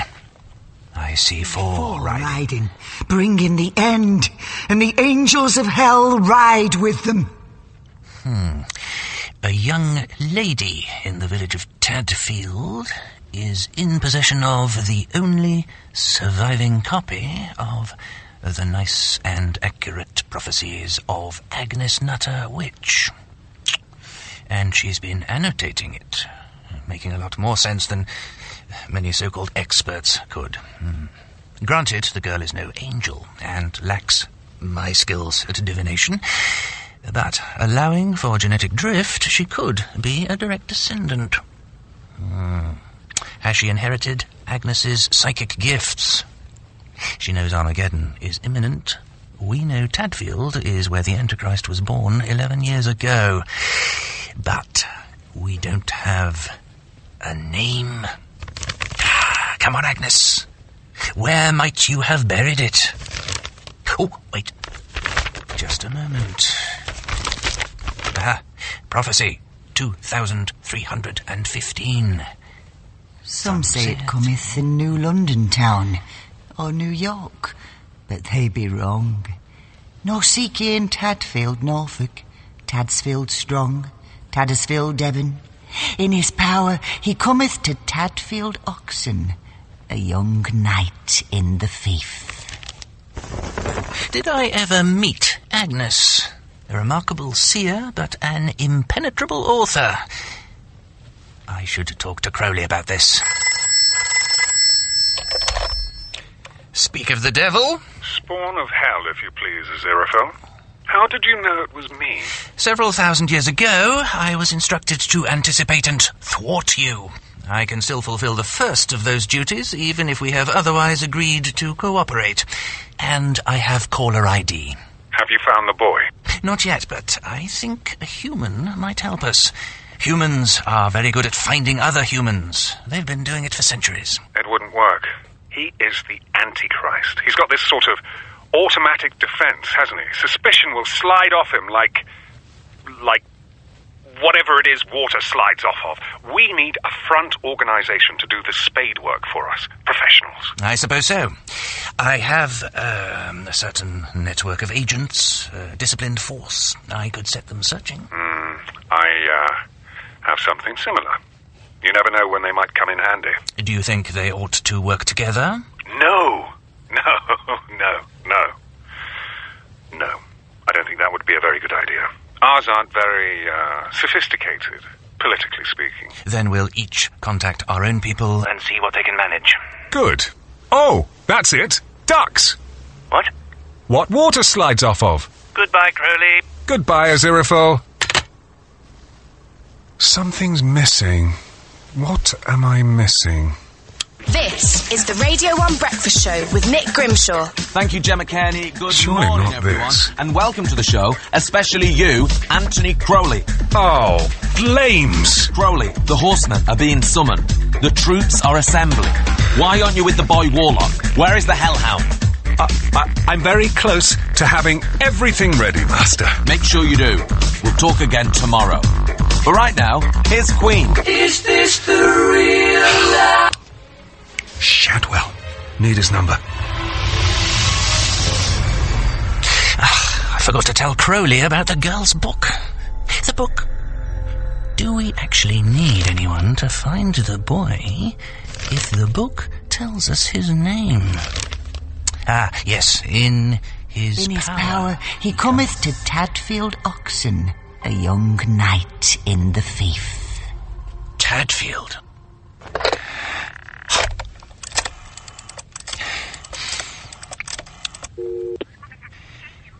Directory inquiries. Tadfield, Oxfordshire. Name Young. Could be spelled Y-O-N-G-E or Y-O-U-N-G. Sorry, no initial. Yes. Oh. Really? It's remarkable. Go on. Yes, got it. Thank you.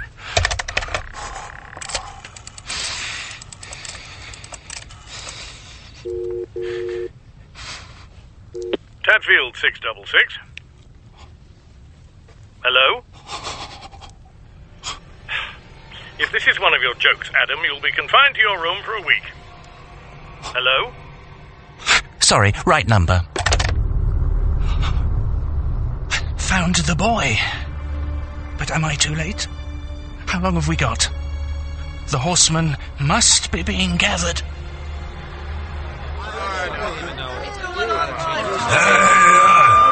Ladies and gentlemen of the Correspondence Club Nicosia, it's time for our lunchtime cabaret.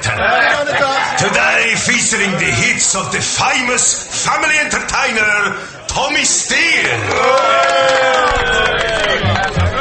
Once upon a time there was a little white boy. He was sad because he was a little white boy. Don't stop! What are you doing? Get back to your table. You make me sick. I've heard the cabaret was bad here, but... Yeah, the boys at CNN organize it as light relief for war-weary correspondents. What do they drink these days at ITN, Anforth? I'll have what you drink at Newsweek, Josh. It might come up in the interview. You've done well getting shortlisted. Excuse me. 2 whiskey sours? Yes, sir. And I'll have an introduction to that amazing redhead at the end of the bar. Where? Oh, Carmine Zugaber. That's Carmine Zugaber. What's she doing in this backwater? If she's shortlisted too, well, I don't stand a chance. She goes where the wars are. She goes where the wars aren't. She's already been where they were. How does she do it? How the hell does she do it? How do I do what? Red, how you doing? Where are you headed? Oh, just taking a little break, Josh. This is Tim Anforth of ITN News. A pleasure to meet you, Miss Zugaber. Same, I'm sure. Though I'm surprised to see you together. Come again? Josh, wasn't it you I heard telling the New York Times guy, Murchison, wasn't it, that Anforth didn't have a chance in hell of the Newsweek job? What? A third-rate hack who you kept sweet because you jump his wife any day? I don't know what you're talking about. And the liaison you had with her after the press awards was the best time since your sleepover with Gaddafi's bodyguards. She had your business card with your cell phone number written on it. When I asked, she said it was for me, so we could talk about the job. Yeah, well, that was it. You son of a bitch! Oh, wait! You bastard! Right, that does it.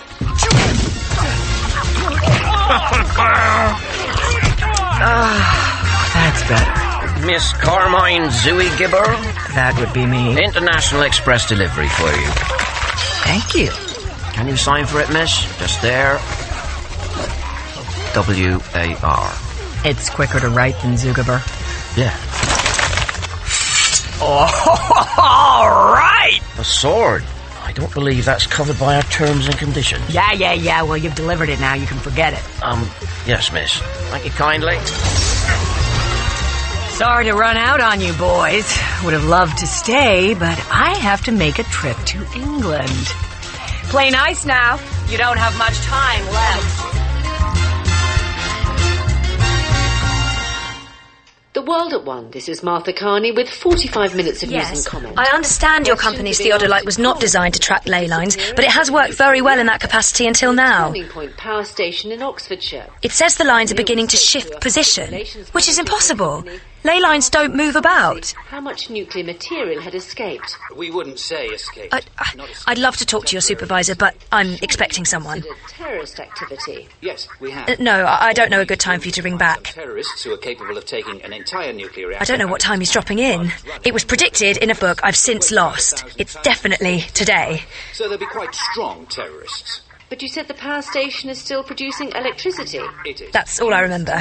That and his name, Pulsifer. Thank you. Well, how can it be doing that if it hasn't got a reactor? We don't know. We were hoping some clever bugger in BBC Current Affairs might have an idea. I think I've got something. Witchfinder Sergeant Shadwell. Have you found us a witch, young Pulsifer? Something weird has been happening to nuclear power stations and no one seems to know what it is. And last night, a cruise ship ran aground on an unmapped island in mid-ocean. They think it's the lost continent of Atlantis. Any witches on it?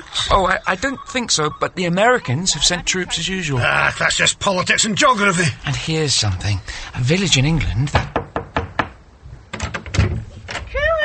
Mr. Shadwell. A gentleman on the telephone for you. Now, what were you, harlot? He sounds ever so refined.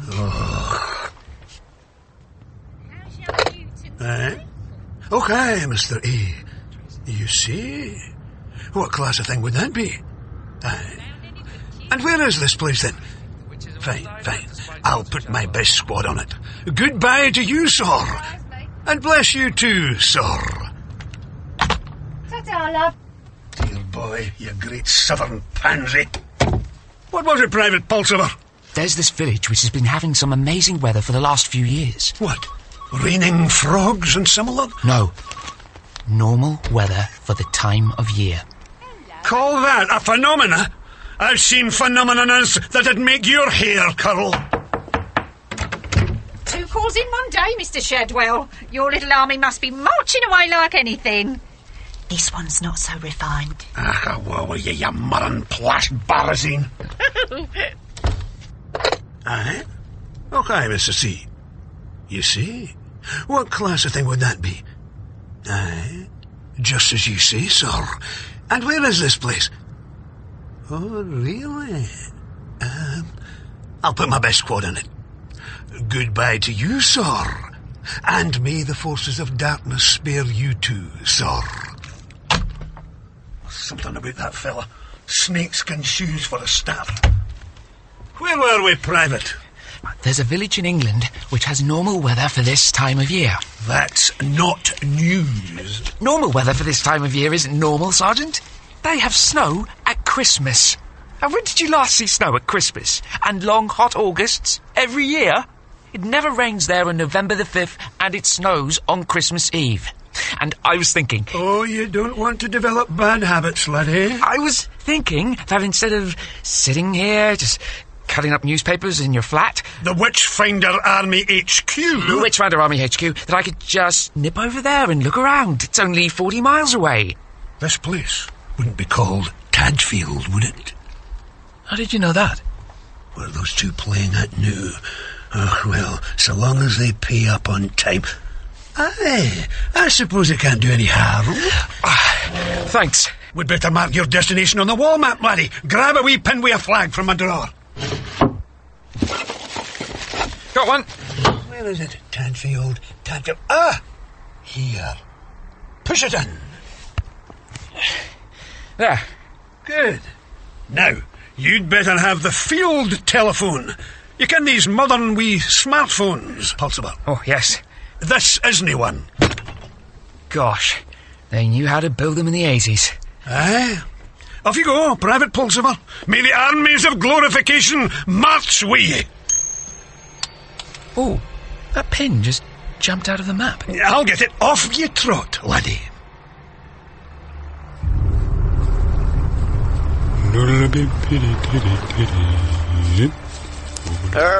Hello.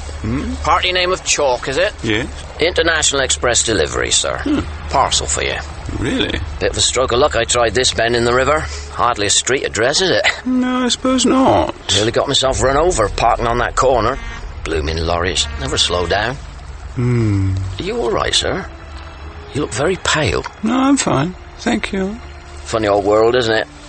On this particular job, I've delivered to the Mediterranean and to Des Moines, and that's in America, sir. And now here I am, born and bred round here, sir. And here's the River Uck. Used to be the prettiest river round here. And now look, foam and sludge drifting about. And where you can see the surface, goodness knows what that stuff is. The swans sink to the bottom and the fishes float on the top. It's so beautiful. It's just... Oh, it's all so damn beautiful. Yes. Well, I suppose that's progress for you. Can't stop progress. No. Anyway, right, need your signature. Please sign and print. Yeah. Oh, drat, that blooming pen's leaked. Sorry about that, sir. Mess everywhere. Yes, it happens. Right. Well, here's your package. Thank you. Oh, shiny. Do you do magic, sir? Looks like one of those ring things. It's a crown. Fits you too. Oh. What? It's not shiny anymore. Got a bit of tarnish now. I like it. Ah. Right. Well, much obliged, sir. Ta-ta. Ta-ta. Takes all sorts. Mind, he didn't look well. One more delivery on this batch. Where's the schedule? The Last Horseman. Hey, not a blooming horse among the lot of them so far. Address? Everywhere? Nah, come on. I've been blooming everywhere in these others. And who thought up these names, dear oh dear? All right, instructions. Oh, even more odd. All right then. Dear Maud, I love you, Stan. Best foot forward, look right, look left, look right again, and briskly... God, that one nearly had me. Hang on. Yes. Oh, it's you. Yes. International Express? Oh, yes. Message for you, sir. No package, I'm afraid, sir. It's a message. Deliver it then. It's this, sir. Come and see. Finally. Thank you.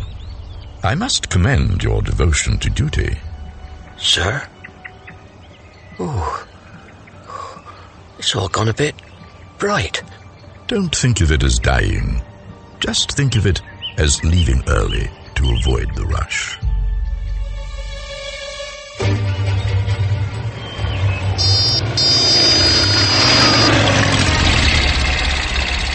Attention, driver. Right turn imminent. Oh, we've just turned right. Have they swapped left and right in your circuits? Which one, dear Army? Mobile unit? Private Percival, you forgot the hands-free kit. Whoa! Grief. Obstruction ahead. Proceed temperately. Who's that? It's kind of a sat-nav. Sorry, Sergeant, did you ring to tell me something? Don't use the phone while driving. But... That was all. There's something in the road. Well, move it then. Sergeant, we're witch-finders, aren't we? We don't go chasing other phenomena, do we? Of course not. Get on with investigating yon village. I would, but you... Am I what? Hello? Hello? Hello? I said a UFO has landed in front of my car. There's an alien walking towards me, and he's signalling me to wind down my window. Sergeant Shadwell, hello? Hello? Hello. Hello. Hello? Oh, hello, frog-like creature. Good morning, sir, or madam, or neuter. This your planet, is it? Well, yes, I suppose so. Had it long, have we, sir? Not personally. As a species, about 500,000 years, I think. Been letting old acid rain build up, haven't we, sir? Been letting ourselves go a bit with the old hydrocarbons, perhaps? Sorry? You do know you could find yourself charged with being a dominant species while under the influence of impulse-driven consumerism, don't you? Your polar ice caps are well below regulation size for a planet in its category. Oh, dear. I'll have a look at on this occasion, sir, but we have been asked to give you a message. Oh? As follows. We give you a message of universal peace and cosmic harmony and such like. Message ends. Oh, that's very kind. Have you got any idea why we've been asked to bring this message, sir? Well, I suppose that what with mankind's harnessing of the atom and... Neither of we, sir. Well, we'd better be going. Drive safely, then. Wait! I didn't count your nipples!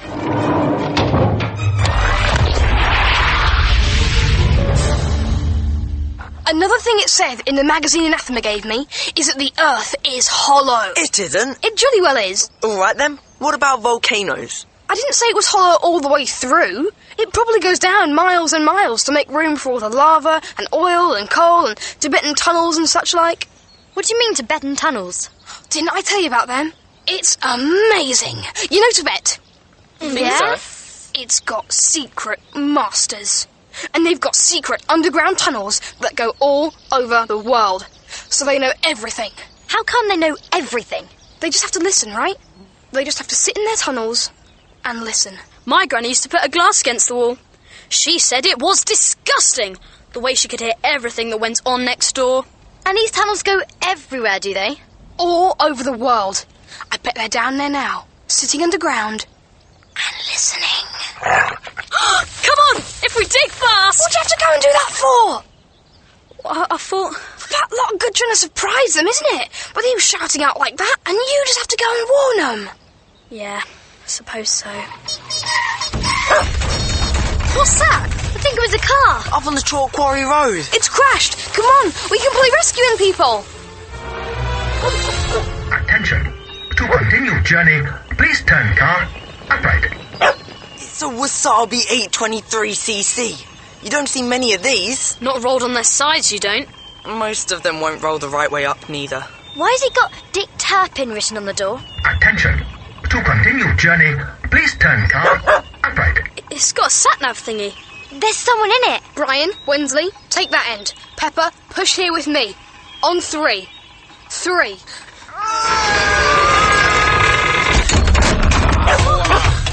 We did it. Pepper, is he hurt?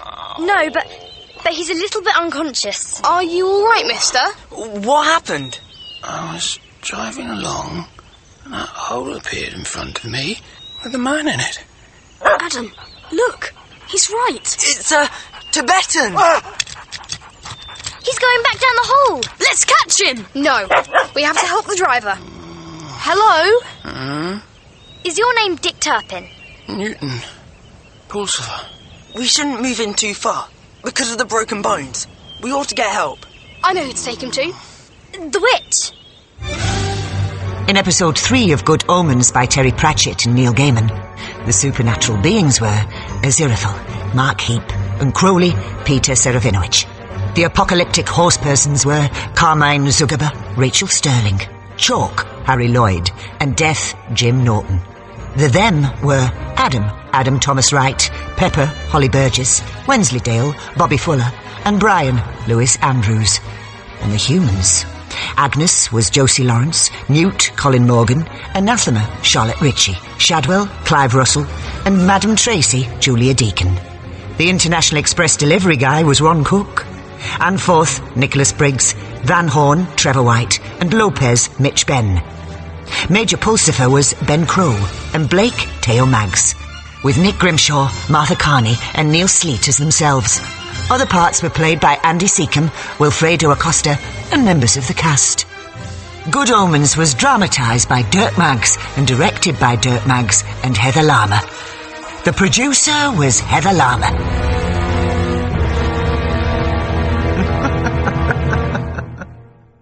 Here is the 4th episode of Good Omens. He's really, really, really heavy. Hold him up while I knock on the... Oh. Hello, Adam. Anathema. This man crashed his car and... Newton Pulsifer? I've been expecting you. How's she know? She's a witch. Ow, Brian! Shh, Pepper. Can we bring him in? Of course. I've got the first aid kit ready in the front room. Good Omens by Terry Pratchett and Neil Gaiman. A narrative of certain events occurring in human history, in strict accordance with the nice and accurate prophecies of Agnes Nutter, which, episode 4.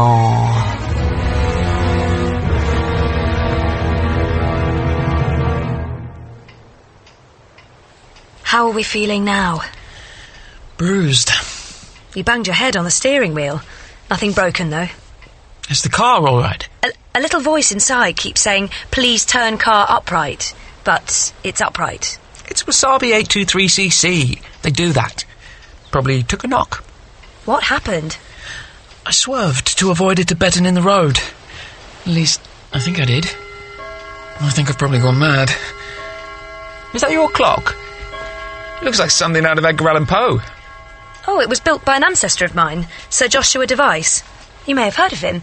He invented the little rocking thing that made it possible to build accurate clocks cheaply. They named it after him. The Joshua? The Device.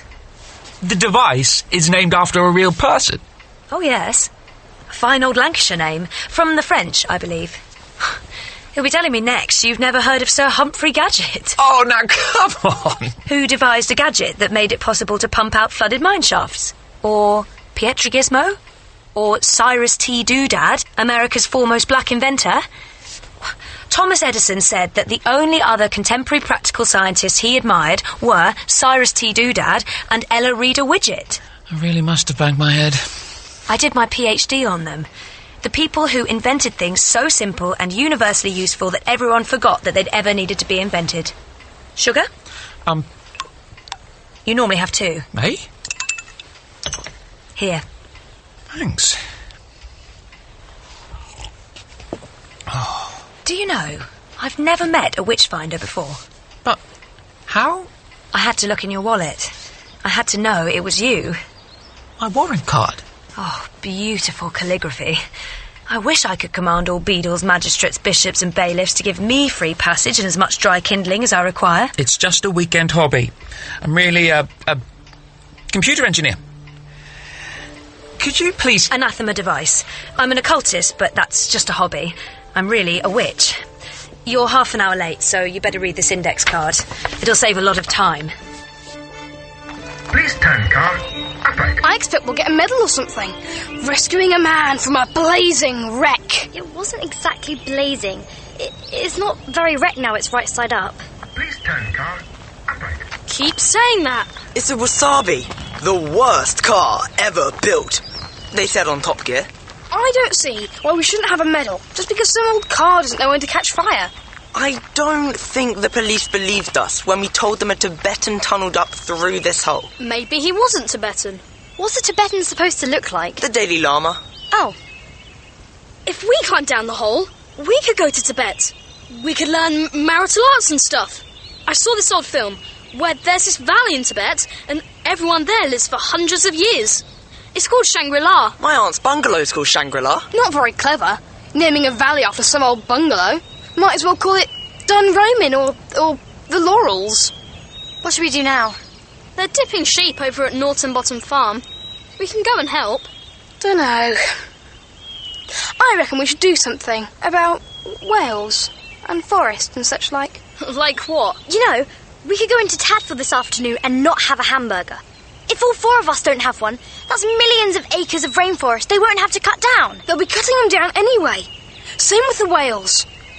You grow up reading about pirates and cowboys and spacemen and stuff.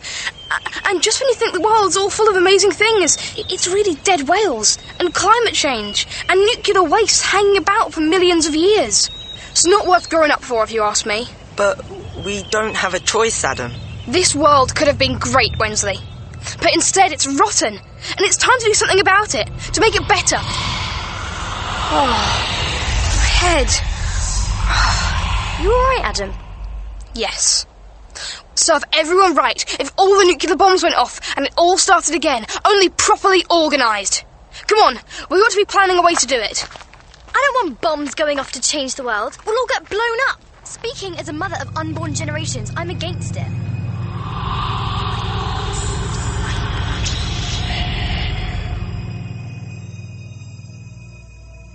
You seem to think this card would explain everything? It doesn't. Okay. On the left-hand side is a prophecy. On the right are comments and annotations. No, sorry. Read the left-hand bit. 3819. When Orient's chariot inverted be, a man with bruises be upon your bed. A man who testeth with a pen, yet his heart be clean. Yet, seed of my own undoing, take the means of flame from him, for to make right certain, together ye shall be, until the end that is to come. That's the prophecy. Now read the notes. Japanese car, upturned. Car smash, not serious injury. Pin equals Witchfinder, CF102. Good Witchfinder refers to Pulsifer, CF002. Search for matches, etc. My lighter's gone. Sit down, please. What does all this mean, then? Have you ever heard of Agnes Nutter? Read up on the witch trials of the early 17th century? She was an ancestor of mine. One of your ancestors burned her alive, or tried to. Thou shalt not commit adultery, Pulsifer. That sort of name was quite common in those days. There was covetousness Pulsifer, false witness Pulsifer. I suppose if I'd gone around being called adultery Pulsifer, I would have hurt as many people as possible. I think he just didn't like women very much.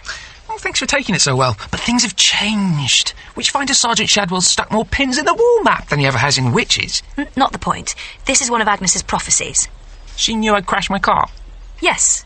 No. It's hard to say.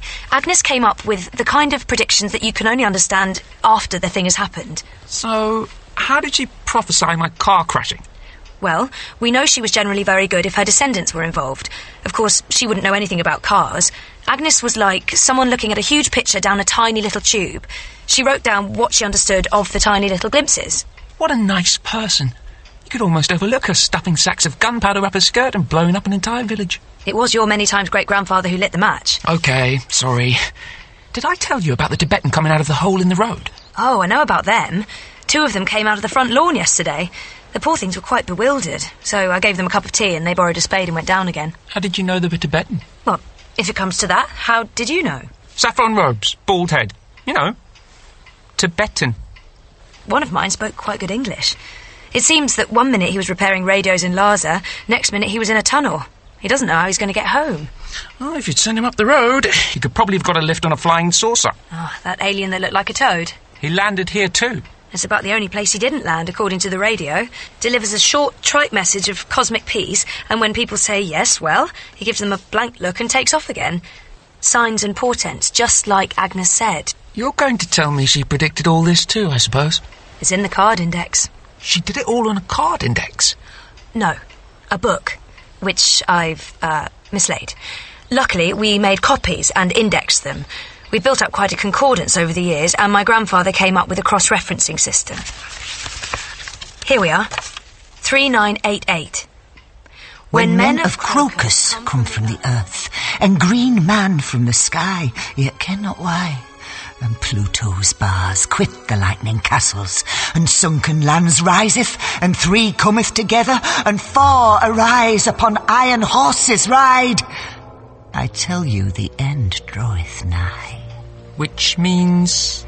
Men of Crocus. Crocus is yellow, like the saffron robes of our Tibetans. Green man from the sky, the alien. Sunken lands riseth. Atlantis. Yes. Pluto could be a link to Uranus or uranium, and there are reports of nuclear power stations losing their cores. It helps to check the newspapers. You never know if Agnes is referring to some tiny little incident that you might miss. Do you know how long it takes to go through every daily paper thoroughly every morning? 3 hours and 10 minutes. You do? Back up a bit. She's saying that all these things happening mean the end is nigh. Yes. Armageddon. Yes. And when is that going to be? What's the time? Very funny. No, really. We've got, about 5 or 6 hours. So, if you're going to the places and doing things because of what Agnes wrote, you know where Armageddon will start. Yes, that's why I moved here. Lower Tadfield? Yes. I first got interested because of the weather. Optimal microclimate, they call it. That means... It's a small place with its own personal nice weather. The Times, 5th of August. Tadfield doesn't just have the kind of weather you can set your calendar by. No one tears down woods and hedges to build new houses here. The population doesn't move away. The motorway, which should have turned most of Lower Tadfield into little more than a happy porker service area, changes course 5 miles away and detours in a great semicircle around it. There's not an Xbox or PlayStation in the village. The local kids play on their bikes and spend their leisure time outdoors. It's as if a large part of the 21st century has marked these few square miles out of bounds. And here, look at Prophecy 2315. 2315. In his power he cometh to Tadfield, Oxen, a young knight in the fief. He divideth the world into 4 parts. He bringeth the storm. I didn't get it at first. Okay, but look. The Tibetans, the UFO... We could just be hallucinating or something, couldn't we? What does this one say? 3017. I see 4 riding, bringing the end, and the angels of hell ride with them, and 3 shall rise, and 4 together before, and the dark angel shall own defeat, yet the man shall claim his own. The 4 horsemen of the apocalypse. I haven't seen any horsemen, have you? I don't need to. There's something here, something that affects the weather and everyday life. Do you know what that is? A tripod. On top of it, a theodolite. I use it to map ley lines. Here, my map. Look, something has happened to the ley lines. They don't run as intersecting straight lines anymore. The ley lines are shifting. They're forming a spiral centred on Lower Tadfield. Whatever this thing is, it's protecting the area against anything that might change it. But I can't get a fix on it. Armageddon moves around? The prophecies say the Antichrist has to arise first. Agnes says he, but I can't spot him. There isn't any evil here. That's what I don't understand. There's just love. Sorry? Something or someone loves this place. Loves every inch of it so powerfully that it shields and protects it. A deep down, huge, fierce love. How can anything bad start here? How can the end of the world start in a place like this? This is the kind of town you want to raise your kids in. It's a kid's paradise. Oh, you should see the local kids. They're unreal. Right out of the old comics. All scabby knees and bullseyes. Oh, I nearly had it. I could feel the shape of the thought. I'm gaining on it. What's this place? West of Tadfield itself? What? Disused aerodrome, it says. Just here. Disused? Don't you believe it? It's been up at Tadfield Air Base for about 10 years or so. US Air Force leased it for a transport base, and before you say it, the answer's no. I mean, I hate everything about the place, but the Colonel's saner than you are by a long way. His wife does yoga, for goodness sake. So, if the Antichrist isn't in charge of the local airbase, who is he?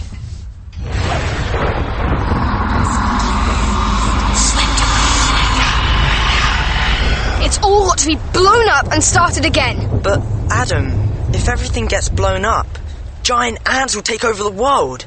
Or zombies. I saw this film. You have to go around with sawn-off shotguns. I wouldn't allow any giant ants or anything like that. And you'd all be all right. I'd see to that. Oh, it'd be wicked, eh? To have all the world to ourselves. We could have amazing games. We could have wars with real armies and stuff. But there wouldn't be any people. Oh, I could make us some people. Good enough for armies at any rate. It's all too much of a mess. We should start again. It'd be doing the earth a favour when you come to think about it. It makes me angry, seeing the way people are messing it up. Adam, don't you think our mothers and fathers... Don't you worry about them. I could make us some new ones.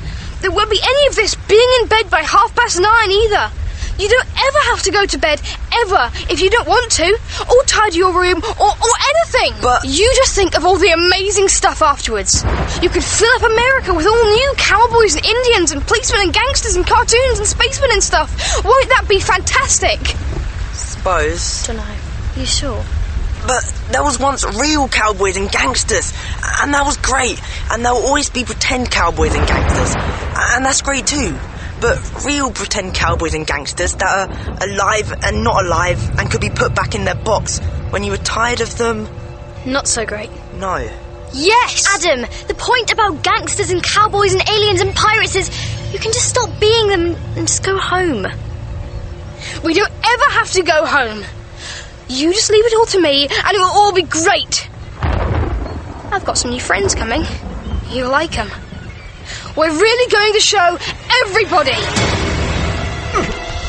Oh, you'll stay in the mat this time, you wee bugger.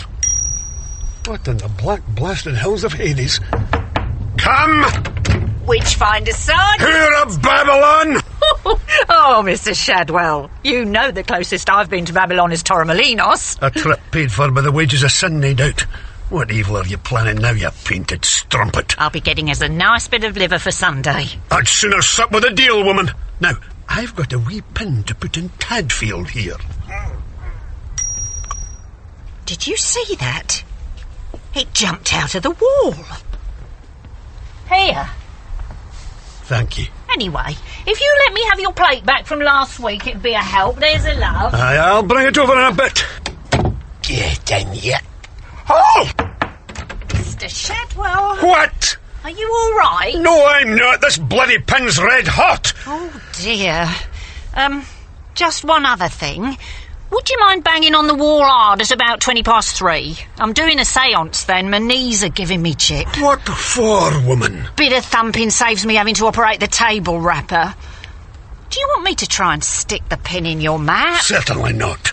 If yon wee pin with a flag doesn't want to be in Tadfield, this requires further investigation. But the lad Pulsiver's emptied my petty cash going there himself. Oh, I can lend you the fare. You? I'll be swag it if I'll tack the wages of sin for a soiled Jezebel. Do you have to go? We can't leave our people in there. Even now, young Newton may be suffering unimaginable tortures at the hands of the Daughters of Night. And I sent them.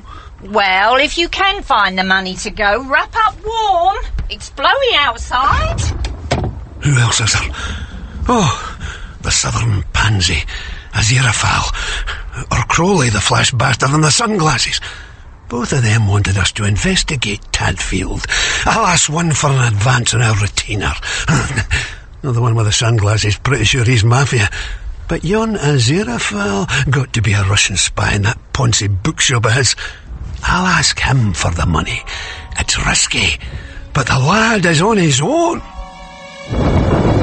It's starting. You're telling me Agnes predicted this? He bringeth the storm. This is a bloody hurricane. Did she say what's supposed to happen next? Prophecy 2315 is cross-referenced to 3477. Remember, she was best at things that were going to happen to her descendants. 3477. Let the wheel of fate turn. Let hearts enjoy. There are other fires than mine. When the wind bloweth, reach out one to another.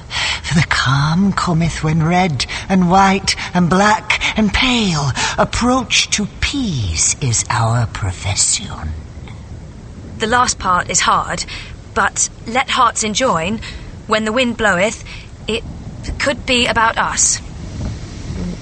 We're supposed to become an item? That Agnes. What a joker. Yeah. Gosh. Well, I must say, I have been entertaining the idea of inviting you out for a meal. We haven't got time. But I keep getting that vision of some Cromwellian witch sitting in a cottage 3 centuries earlier watching us eat. We really haven't got time. My life is complicated enough without it being manipulated across the centuries by some crazed old woman.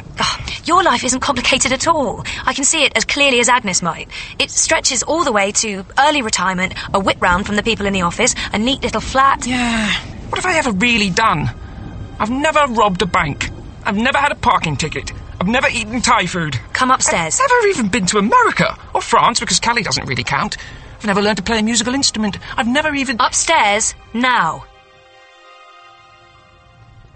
Good morning, are you... The bookshop is closed! Sorry.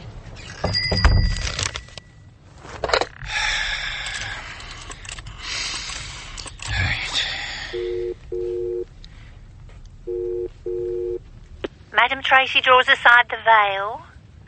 I beg your pardon? Madam Tracy draws aside the veil. Are you calling to explore the mysteries? I'm calling to speak to the Witchfinder Army. Oh, you want Sergeant Shadwell. He's my neighbour. We share the whole phone. Yes. Is he there? Oh, no, love. He went out to see a man about a job. And Mr. Pulsifer is out too. He went down to Tadfield this morning. Tadfield? Yeah. Goodbye. But what... The game's afoot.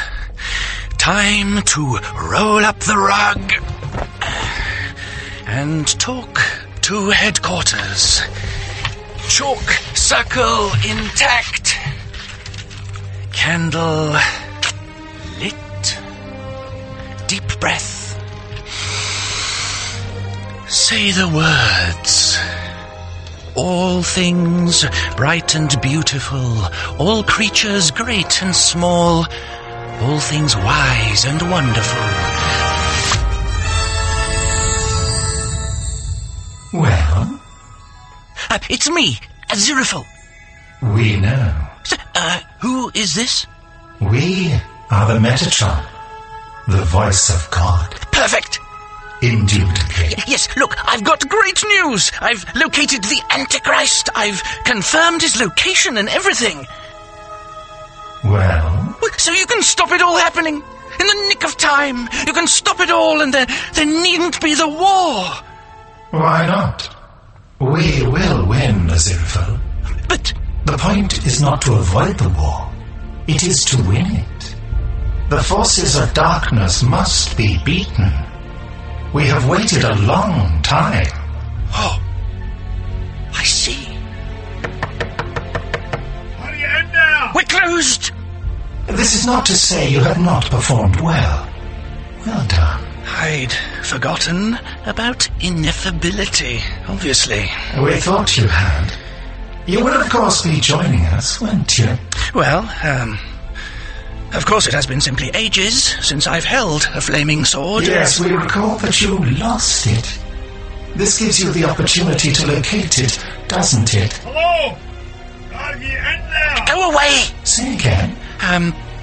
What sort of event will start this war? We thought a multi-nation nuclear exchange would initiate things nicely. Oh, yes, very imaginative. Good. We shall await you.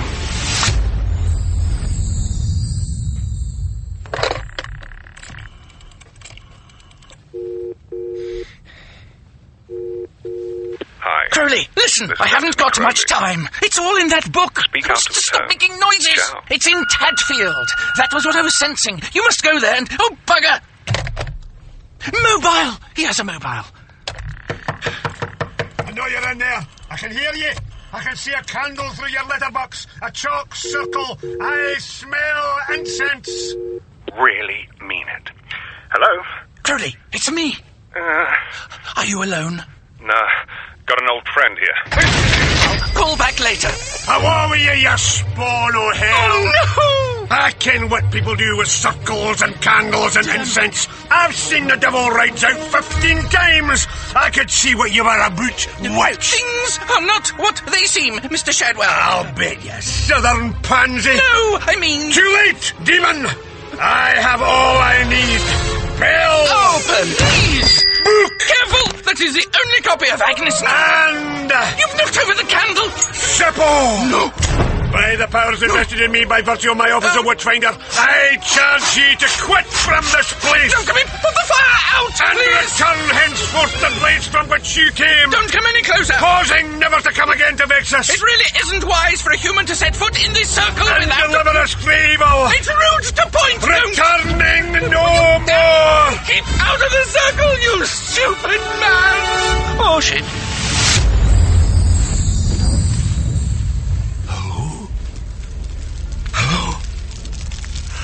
I did it. With this finger, I banished a witch. I have the power. I am a scourge of evil. Fires of hell. Now's the time for all good men to run. Fire! Fire!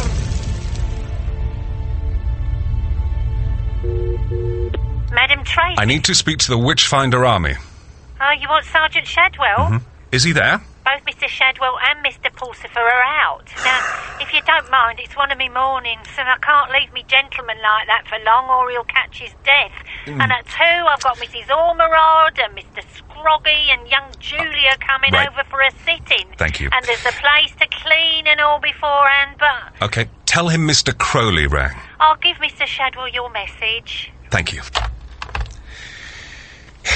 What to do? What to do? The news with Corrie Caulfield. Reports are coming in of an unidentified sea creature moving deep in the Pacific Mariana Trench. Oh, great, the Kraken. Fantastic. The Japanese whaling vessel has reported a larger... Right, Swiss cheese plant, this is your last chance. I spray your leaves, you stop drooping and start growing. Or it's Hello Waste Disposal Unit. You heard that, didn't you? A healthy plant is a terrified plant. Crowley. Yes? What the hell is going on, Crowley? What exactly have you been doing? How do you mean? We have watched the boy called Warlock. The dog is not with him. He is not our master's son. Ah. We trust you have a perfectly reasonable explanation for all this. Oh, yes. Yes, perfectly reasonable. Because you are going to have your chance to explain it all to us. We will listen with great interest to everything you have to say. Yes. And your confession and the circumstances that will accompany it will provide a source of entertainment for all the damned of hell, Crowley. No matter what agonies the lowest of the damned are suffering, Crowley, you... I'm turning the radio off. Goodbye. Do not even think about trying to escape us, Crowley. There is no escape. Stay where you are. You will be collected. When? Damn. Top floor flat. Crowley, open the front door, please. Hast. And leg up. infernal authorities sent us? I'm just in the shower. 5 minutes, please. No, we... Desperate times, desperate measures. Bucket. Wall safe. Left 4, left 0, left 0, left 4. Warning. You have access to emergency weapons. Thank you. Apron. Gloves. Tongs. Thermos. Quick. Unscrew lid. Carefully. Don't spill. Good. Calm down. Okay. Door. Just ajar. Nice. Heavy. Yes. Good. Right. Sit at desk. Look in command. Oh, plant spray. Good. Ready. Crowley? In here, people. We want a word with you. Come on in, then. I will.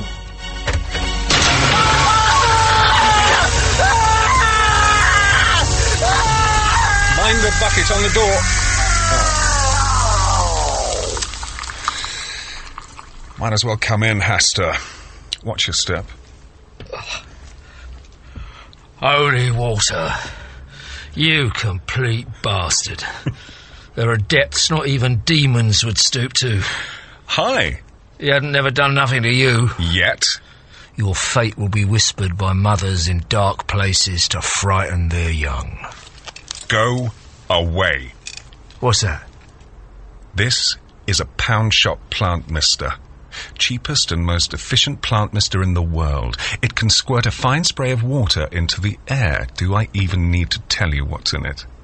It can turn even a Duke of Hell into a mess on the carpet. Now, go away. You're bluffing. Maybe I am. And maybe I'm not. Your landline's ringing. The answering machine will get there. Do you feel lucky? Yes, I do, Crowley. Because that nozzle just dripped onto your hand, and you aren't screaming. Holy water, that ain't. Time to go, Crowley. Wait! There's something you ought to know. And that is? Don't move. It's very important, I tell you, and I really mean it. Hello? Crowley, it's me. Are you alone? Nah, got an old friend here. Call back later. How are we, yes? Okay, Hasta. You have passed the test. You're ready to start playing with the big boys. Have you gone mad? The Lords of Hell had to know that you were trustworthy before we gave you command of the legions of the damned in the war ahead. Crowley, you are lying. Or you are insane. I'm calling the Dark Council. They'll want to see us. Now? Now. Race you there? We're down a mobile phone. Come on. Don't tell me you've only surfed the electrons in a landline. Live a little. Be a devil. This is a trick. So long, sucker.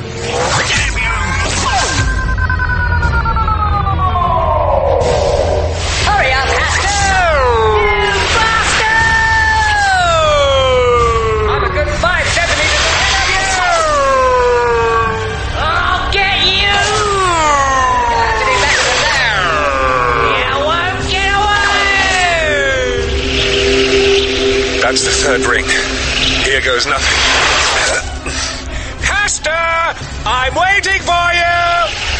Fool! You're mine! You fell for it. You can't escape!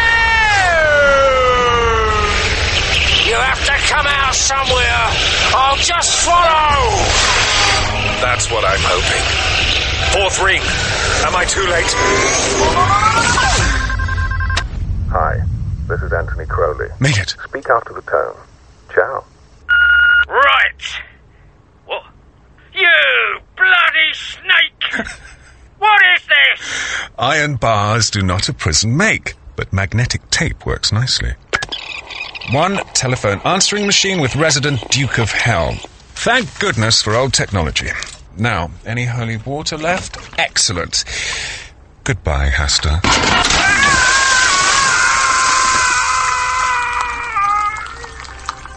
Now, to Aziraphale's.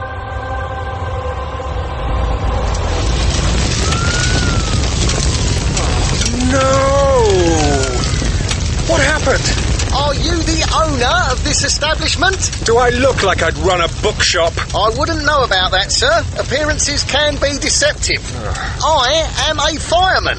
However, upon meeting me socially, people unaware of my occupation often suppose that I'm a chartered accountant or company director. Imagine me out of uniform, sir, and what kind of man would you see before you? Honestly? Naked.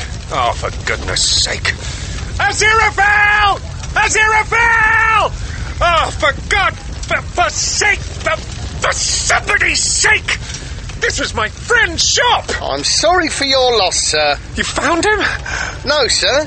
Place was tinder dry and full of old books, went up like a rocket. The only thing left at all was this. Bit burnt, but readable. Give me that. The nice and accurate prophecies of Agnes Nutter, witch, with a page of notes in Aziraphale's handwriting. Thanks. In episode 4 of Good Omens by Terry Pratchett and Neil Gaiman, the supernatural beings were Aziraphale, Mark Heap, Crowley, Peter Serafinowicz, Hastur, Phil Davis, Ligor, Neil Maskell, and Metatron, Nicholas Briggs. The humans were Agnes, Josie Lawrence, Anathema, Charlotte Ritchie, Newt, Colin Morgan, Shadwell, Clive Russell, and Madam Tracy, Julia Deakin. And the them: Adam was Adam Thomas Wright, Pepper, Holly Burgess, Wensleydale, Bobby Fuller, and Brian, Lewis Andrews, with Corrie Caulfield as herself. Good Omens was dramatised by Dirk Maggs and directed by Dirk Maggs and Heather Lama. The producer was Heather Lama. Here is the 5th episode of Good Omens.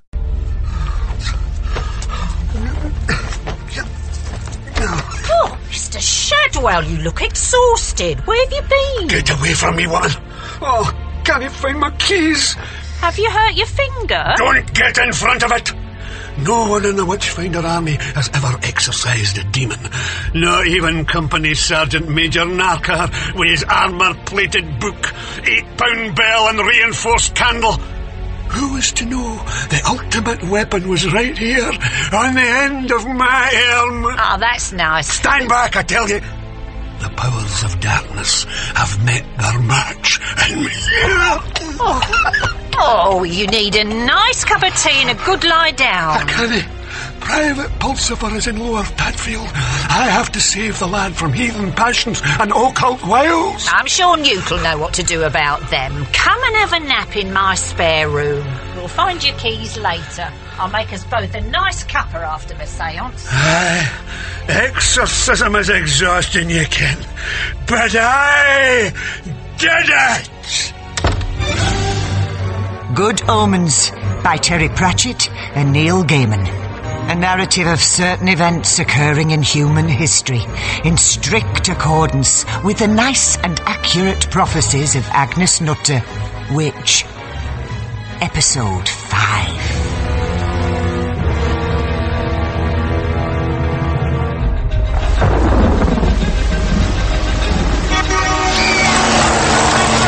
For badness sake! Stay on the pavement! I'm in a hurry!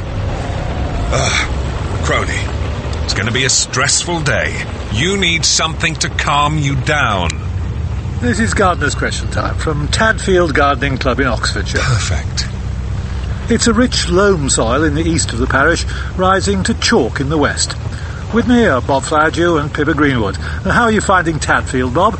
Well, Eric, Tadfield's the kind of place where anything you plant comes up beautifully. Right, first question for the team comes from Mr. R.P. Tyler, chairman of the local Residents Association. Yes, I'm a keen rose grower, but my prize-winning Molly Maguire lost a couple of blossoms yesterday in a rain of what were apparently fish. What does the team recommend for this rather biblical downpour? I've written to the council. Not a common problem, I'd say, Pippa. Mr. Tyler, were these fresh fish or preserved? Fresh, I believe. Well, you've got no problem. Just let the fish rot down nicely, then dig them into your borders, add a bit of potash, and you'll have a bumper crop year for the blooms. Thank you, Mr. Tyler. On to our next gardener, Crowley. Eh? Crowley! Armageddon has begun. The Infernal Council notes that you avoided the forces we empowered to collect you. I had urgent business to attend to. An old friend... The angel Aziraphale has discorporated. You will not assist him further. Oh. Well, I expect he'll find his own way back here. Crowley, for as long as there is one demon left, you will wish you had been created mortal. Mortals can hope for death or redemption. All you can hope for is the mercy of hell. Really? No, just our little joke. The 4 horsemen will ride. The Antichrist will reveal himself. You will not interfere. Now, just as keen gardeners know, he's a cunning little devil, your Tibetan, tunneling straight through begonias like nobody's business.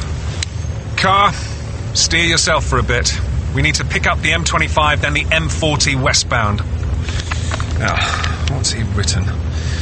Notes on the nice and accurate prophecies of Agnes Nutter Witch by the angel Aziraphale. His handwriting is so neat.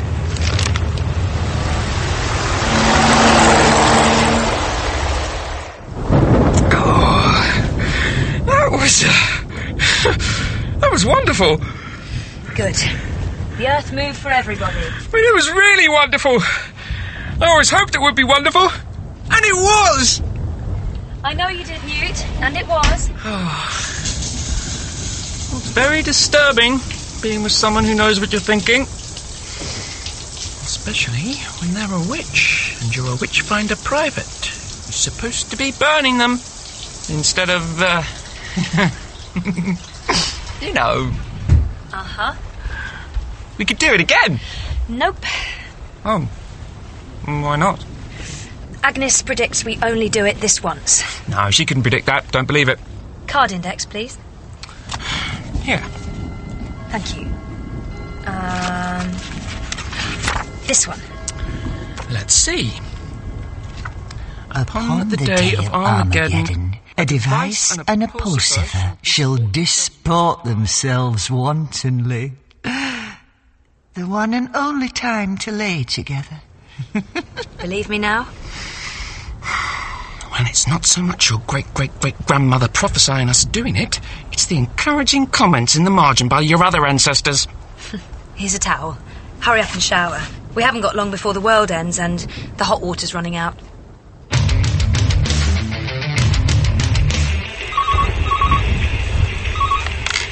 Happy Porker Cafe, Birmingham Services. Yes, it's Irene. Oh, hello, Joyce. Terrible weather, isn't it? It's D. It's D. Press D. The Godfather got more Oscars than Gone with the Wind. Oh, nice one, Pigbog. Next question. Puppet on a string, Sandy Shore. Yeah, sure, Grace. I'm blading positive. See? Correct. Is he even listening to us? No idea. Hey, you alright, mate? Any chance we can have a go on the game? He's tall, isn't he? Taller than you, Big Ted. You don't talk much, do you, mate? He don't talk, full stop. Perhaps he can't hear us with his helmet on. Well, maybe he needs to concentrate, Scuzz. Blooming hard trivia Scrabble. What can I get you, dear? A cup of tea, please, and a cheese sandwich. Oh, lovely leathers you're wearing. Match your bike. What sort of red is that? Blood. Oh, yes. You on your own then, love? Waiting for friends. Ah, well, you're better off waiting in here. It's hell out there. No, not yet. Who are those people? Oh, just the regulars. Pigbog, Scuzz, Big Ted and Greaser. They're helping the big bloke play his game. I don't think he says much. Go and have a table while you wait for your friends. I will. I know this one. It's B. The Great Wall of China wasn't one of the 7 wonders of the world. Nice one. You can bump up your winnings if you go for a different category now, mate. Here, what happened to sport? The categories are changed. Pop music, currency events, general knowledge, and war. That's a new one. How many times has England been officially at war with France since 1066? He's put 20. Nah, it's never 20. Oh, it was? Well, I never... Oh, hello, love. Come on in. What can I get you? I'll wait to order, thank you. I'm famished. I'm going to order a pie. Well, hello, Red. Black, I haven't seen you since Mafeking. How's it been going? Busy. Took time out from the third world to sort out America. Killing time, really. Feels funny. All of us finally getting together like this. Thousands of years waiting for the big day, and it finally comes. Any idea how far we've got to ride? About 100 miles. I thought it'd be longer somehow. It's not the traveling. It's the arriving that matters. 4 steak and kidneys, please. Certainly, love. Oh, sorry, we're out of pies. What do you mean? You had some just now. We're starving. Oh, well, I thought we did, but we don't. Well, there's a slice of pizza, only the one. Has it got anchovies on it? Oh, yes, love, anchovy and olives. Nah, none of us likes anchovies. Or olives. Oh, I'm sorry. Yeah, you will be when Big Ted kicks off. He gets grumpy when he's hungry. When Big Ted gets grumpy, everyone gets a slice. I wish they'd do more Bible questions. Why? Well, you remember that bit of bother in Brighton? Oh, yeah? You was on crime watch? Jabby, so. I had nothing to read in the nick. Only this bloke Gideon had left his Bible behind. Kinda sticks in your head. Big Bug, look. New category. Pop music, current events, famine, or war. Irish potato famine, what's that? 1846, was it? Right, don't matter, Big Ted, this geezer got the year right. He's good, isn't he? Do you hear that? What a state that bait must be in. Oh, am I late? Not at all. 4 teas, please. 1 no milk. 4 of you are there, dear. There will be. Righto. Oh, I can't seem to find anything. Hi, Red. Black. You've been busy, White. It's what I live for. Any sign of him? Not yet. There's another category come up. Pestilence. Date of the Plague of London, 17th century. 1666. No, you great pillock, that was the fire. The plague was 1665. Oh, look. Date Elvis Presley died. Elvis Presley? I was going to be C. 1977 he snuffed it, wasn't he? Nah, D. 1976, I'm positive. Yeah, same year as Bing Crosby. And Mark Bolan. Oh, he was dead good, him. Press D then, mister, go on. What's the matter with him? Go on, mate, press D. Elvis Presley died in 1976. I don't care what it says. I never laid a finger on him. Is that you? Who else? When did you get here? I never went away. Your tea's getting cold, Lord. It's been a long time. Lovely weather for it. Yes. Hi, mate. You left your winnings. How lots Hell's Angels did. Correct. What's she doing with you? What am I doing with who? Whose old lady are ya? Nobody's. Yeah, well, that's it, innit? You can't call yourself Hell's Angels when you got a woman who's not riding down to the back of somebody else's bike, but gets to have one of her own like she had any right to it, can you? Do you know which bike is mine? Yeah, the big red one. Do you see what I have strapped on the side? Looks like a sword. That'll be it. Nice bike. Look, if you're Hell's Angels, what chapter are you from then? Revelations, chapter 6. Verses 2 to 8. What's that mean? Big Ted. What, Big Bug? It means we're in trouble. Hang on, mate.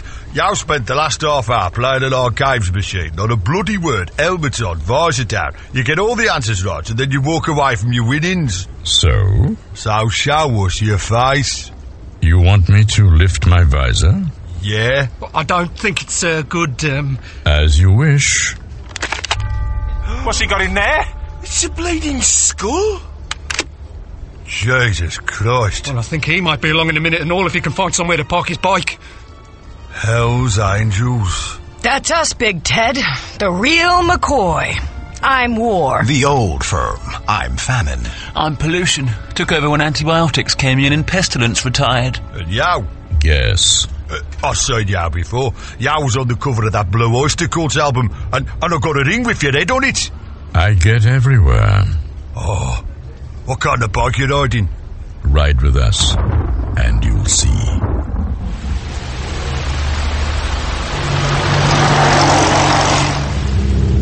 Right, Armageddon is underway. It's going to begin in Tadfield. After that, it's going to be everywhere. Aziraphale has somehow been dispatched to the spirit world, so there's only me left to try and stop things.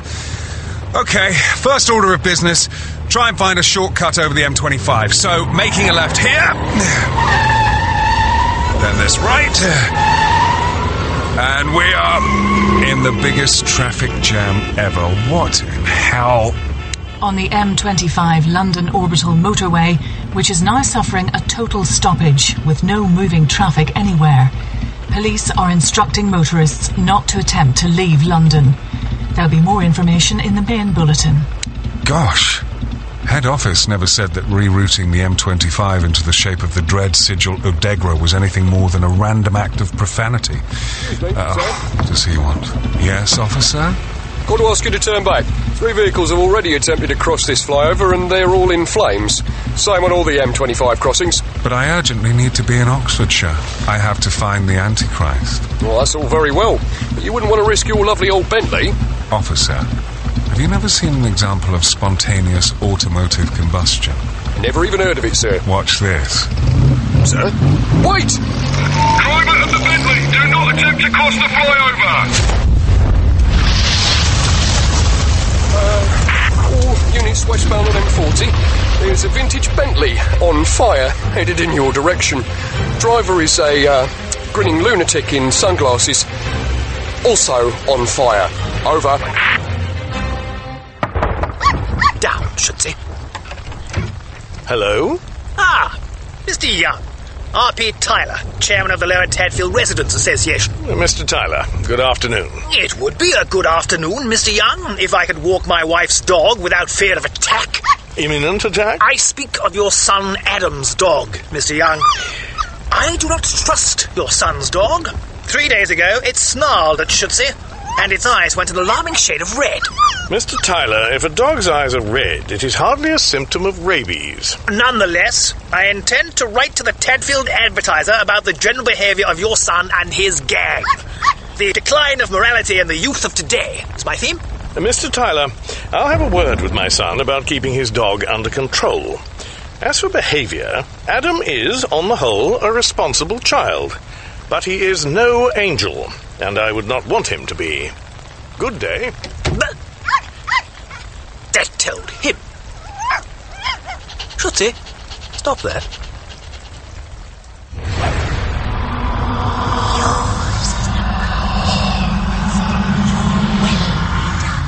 Can you hear something? I can smell something. Oh, wet dog. Oh, and Brian's feet. It's only lightning, dog.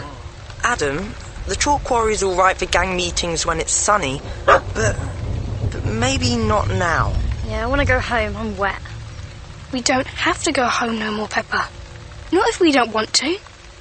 There'll be no more telling off by our parents. No more being chased by the farmers for apple scrumping. Leave it all to me, and it will be great.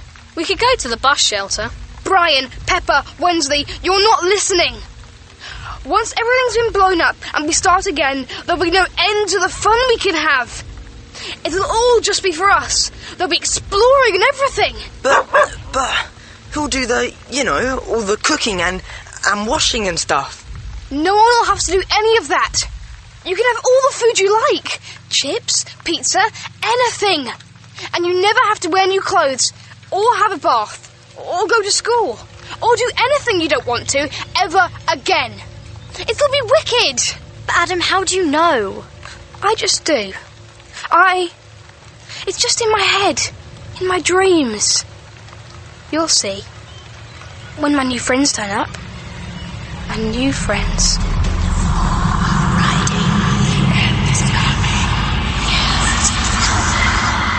We're your friends. Eh? Sorry, Brian, what? We're your friends. Why do you need new friends?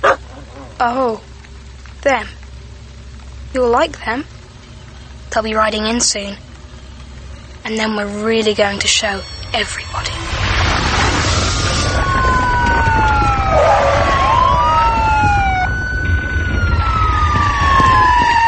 You all right, sir? It's just bruises, officer. Lorry went into a skid. Next thing, I'm upside down. It all happened so quick. Where did the fish come from? Fell from the sky.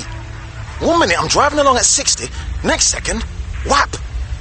A 12-pound salmon smashes through the windscreen. So I pulled the wheel over, and I skidded on that. A hammerhead shark? And then I ran into that. The pile of fish? Yeah. Have you been drinking, sir? Of course I haven't been drinking, you great wazzock. You can see the fish, can't you? They're not all fish. That one waving is an octopus. It's a cephalopod mollusk. Sergeant Pollard, dispatch. Sitrep, over. Dispatch, I've got a lorry shed a load of corrugated iron on the southbound M6 about half a mile north of Junction 10, and there's fish everywhere. We're going to have to close off the whole southbound carriageway.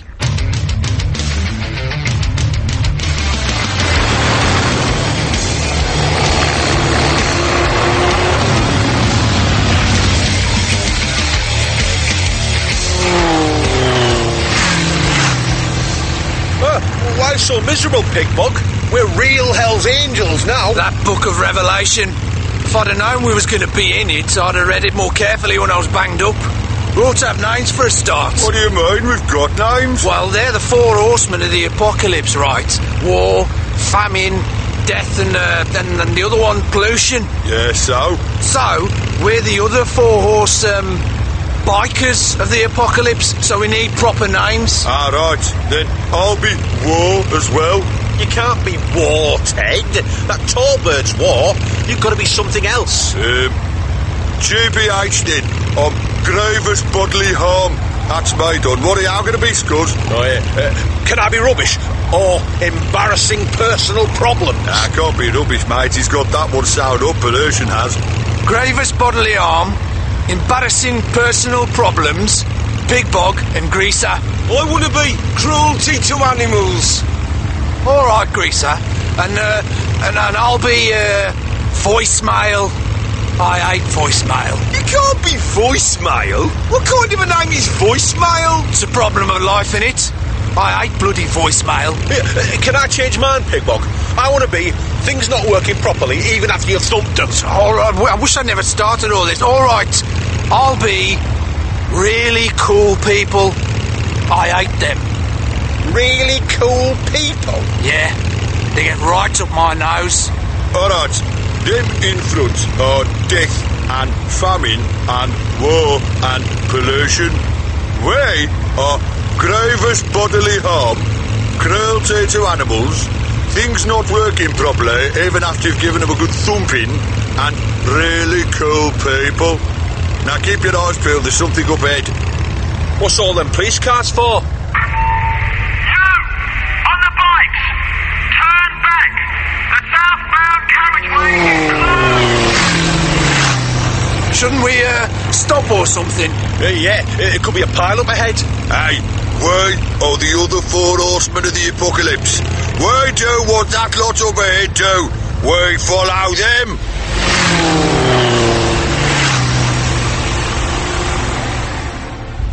Dispatch, this is Pollard. I've got an upturned lorry and a 30-foot high pile of fish blocking this motorway. Any idea when the bulldozers are likely to get here? We've got a serious and it's all the available. I think you're... I wish you'd hurry up. I've got a lobster tugging at my trouser leg. Get off, you! You all right, Sarge?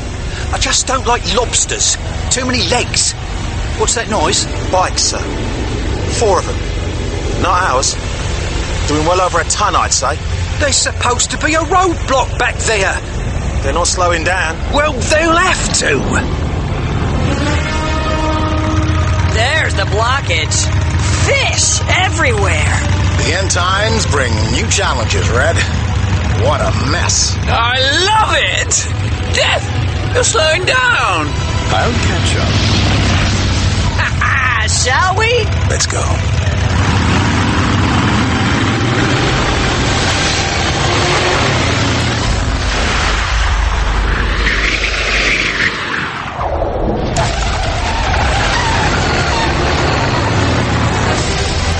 Sarge!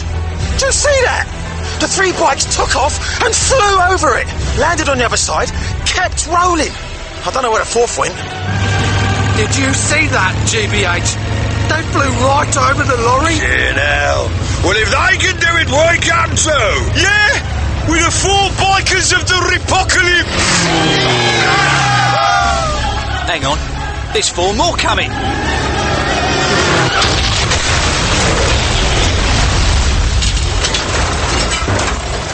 Oh, lummy, come on. These 3 are goners. You all right, son? Oh, I've got a broken leg. You were lucky, son. Oh, and a lobster in me leathers. Oh. Yeah, they're everywhere. Look, I'm sorry. Your mates didn't make it. I don't know how those other bikers flew over the upturned lorry, but you lot didn't stand a chance. You see, this is why we aren't in that Book of Revelations Pigbog was going on about. We couldn't make the jump. Don't try to speak, son. Listen, I've got something important to tell you. Go on, lad. The 4 horsemen of the apocalypse. They're right bastards, all of them. Is he all right? He's delirious. I'm sodding not. People covered in fish.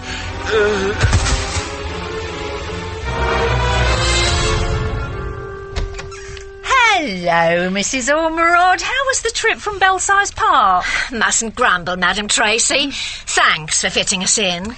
This is Julia.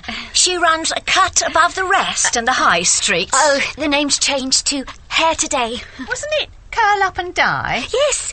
Before it was Main Attraction. And anyway, this is Mr. Scroggy. I do beg your pardon. Tummy trouble. What's that smell? Oh, I put the sprouts on earlier. Always makes the place feel more homely, I find.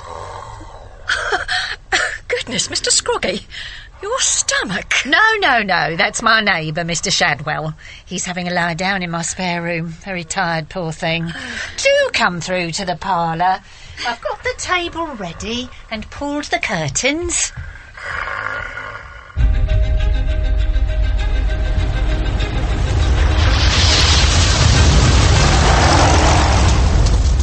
Relax. Keep the car moving for as long as it doesn't melt.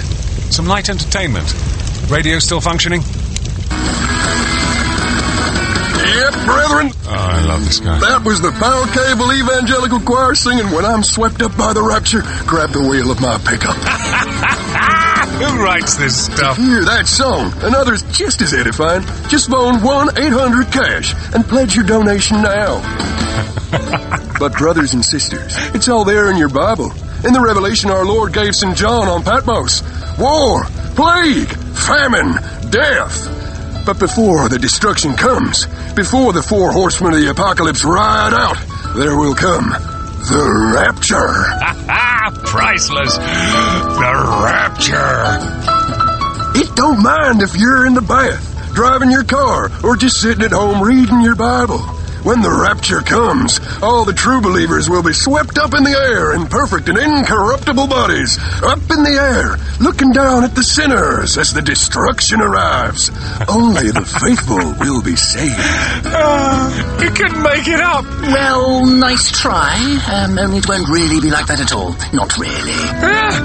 Aziraphale? You're right about the war, but that rapture stuff, well, if you could see the league after league of us in heaven, flaming swords, all that, we don't have time to go around picking people up in the air to sneer at other people dying below them. If that's your idea of a morally acceptable time, I might add. It's the devil! Oh, no, I'm an angel. This has to be America, doesn't it? I really need to be a bit closer to the action. Bye-bye. Lord, help me! I'm speaking in tongues! Aziraphale's trying to find a way back. He'd better hurry up.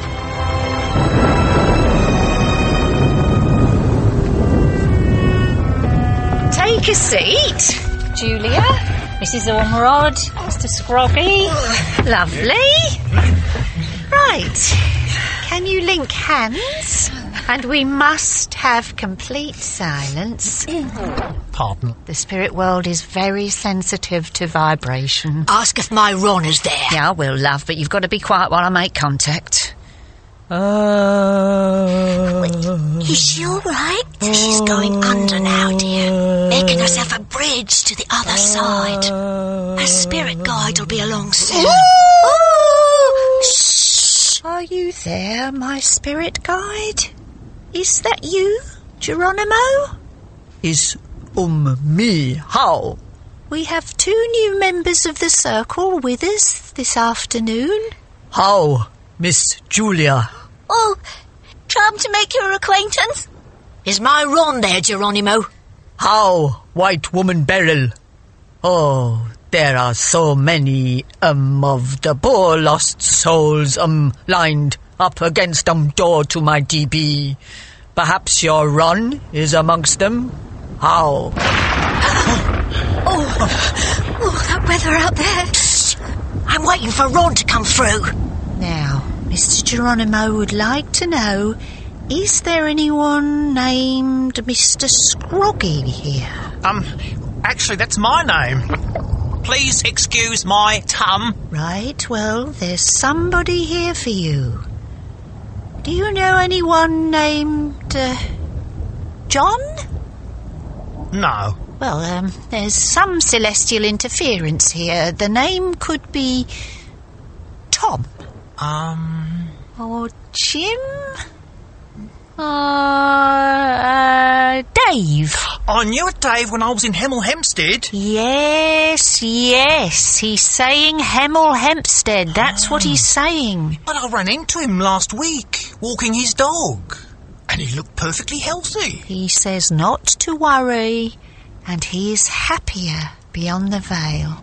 Tell my Ron, I've got to tell him about our Crystal's wedding, and our Karen's oldest. She's become a lesbian, but that's all right these days, and is doing a dissertation on the films of Sergio Leone as seen from a feminist perspective, and also... Yeah, I will, love. Now, hold on a mo. Oh, there's something coming through. Oh. Huh? Sprechen Sie Deutsch? Parlez-vous français? Vos bruits? Is that you, Ron? No, definitely not. This is not Ron. Well, I want to speak to Ron Ormerod. He's rather short, balding on top. Can you put him on, please? Actually, there does appear to be a spirit of that description hovering over here. I'll hand you over, but you must make it quick. I am attempting to avert the apocalypse. Eh? Ooh. Sorry. Hello? Who's that? It sounds just like Ron. Well, he's manifested before, hasn't he? Yes, but he usually sounds like Madame Tracy. Ron? Is that you? Yes. Beryl? Right, now, I've got quite a bit to tell you. For a start, I went to our Crystal's wedding, and there was a person... Beryl, you never let me get a word in edgewise while I was alive. Now I'm dead. There's just one thing to say. Ron, remember your heart condition. I don't have a heart any longer. Remember? Anyway, Beryl? Yes, Ron. Shut up. Hey? Ron? Hello? Come back and say that. He's gone. And he's smiling. And now, thank you very much, ladies and gentlemen. This is a bit of an emergency. I'm handing you back to Madame Tracy. Well, I never. And what do you call that, then? I call it finished. Time to go. But... This way, please. This way, please. Goodbye. You haven't heard the last of this, Marjorie Potts. Madame Tracy, if you please, Mrs. Ormerod. Goodbye, Julia. Mr. Scroggy. Beg pardon? Oh, for goodness sake, love, eat something. And you can tell our Ron he hasn't heard the last of this either. I'm making a cup of tea. Would you like one, Mr... My name is Aziraphale. No sugar for me, please. So, who is that? My neighbour, having a lie down in the spare room. He won't bother us. Right. Now you can tell me how you got inside me and what this is all about. And it had better be good.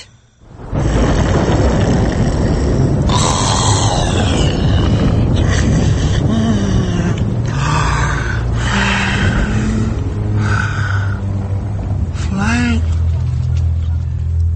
I'm flying? When is this? When is this? What's this down here? Am I flying? It's a village green full of Sassenach Puritans. Reenactors? Nah, this is real enough. A wooden stake surrounded by brushwood, a handsome woman with her arms around it.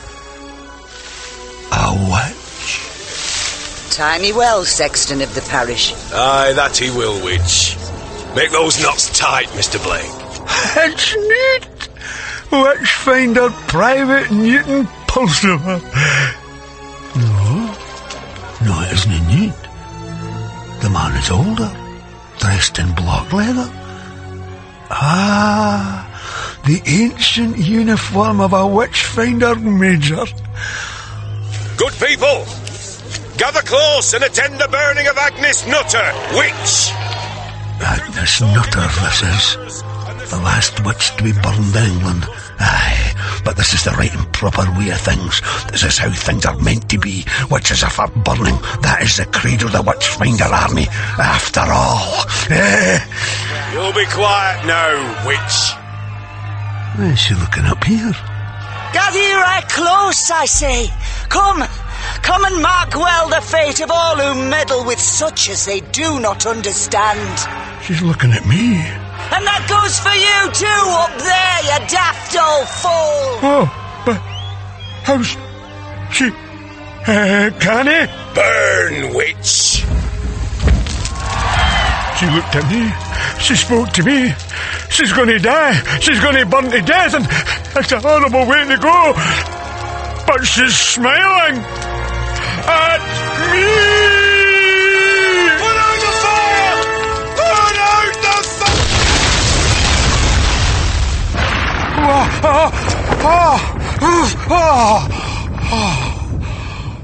It was a dream. Where am I? Soft toys? Mirrors on the ceiling? What is this place? I'm in the strumpet whore's palace of sin.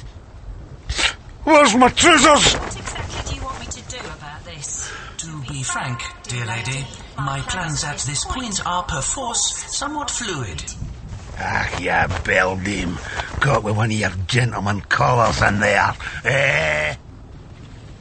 I've never been possessed before.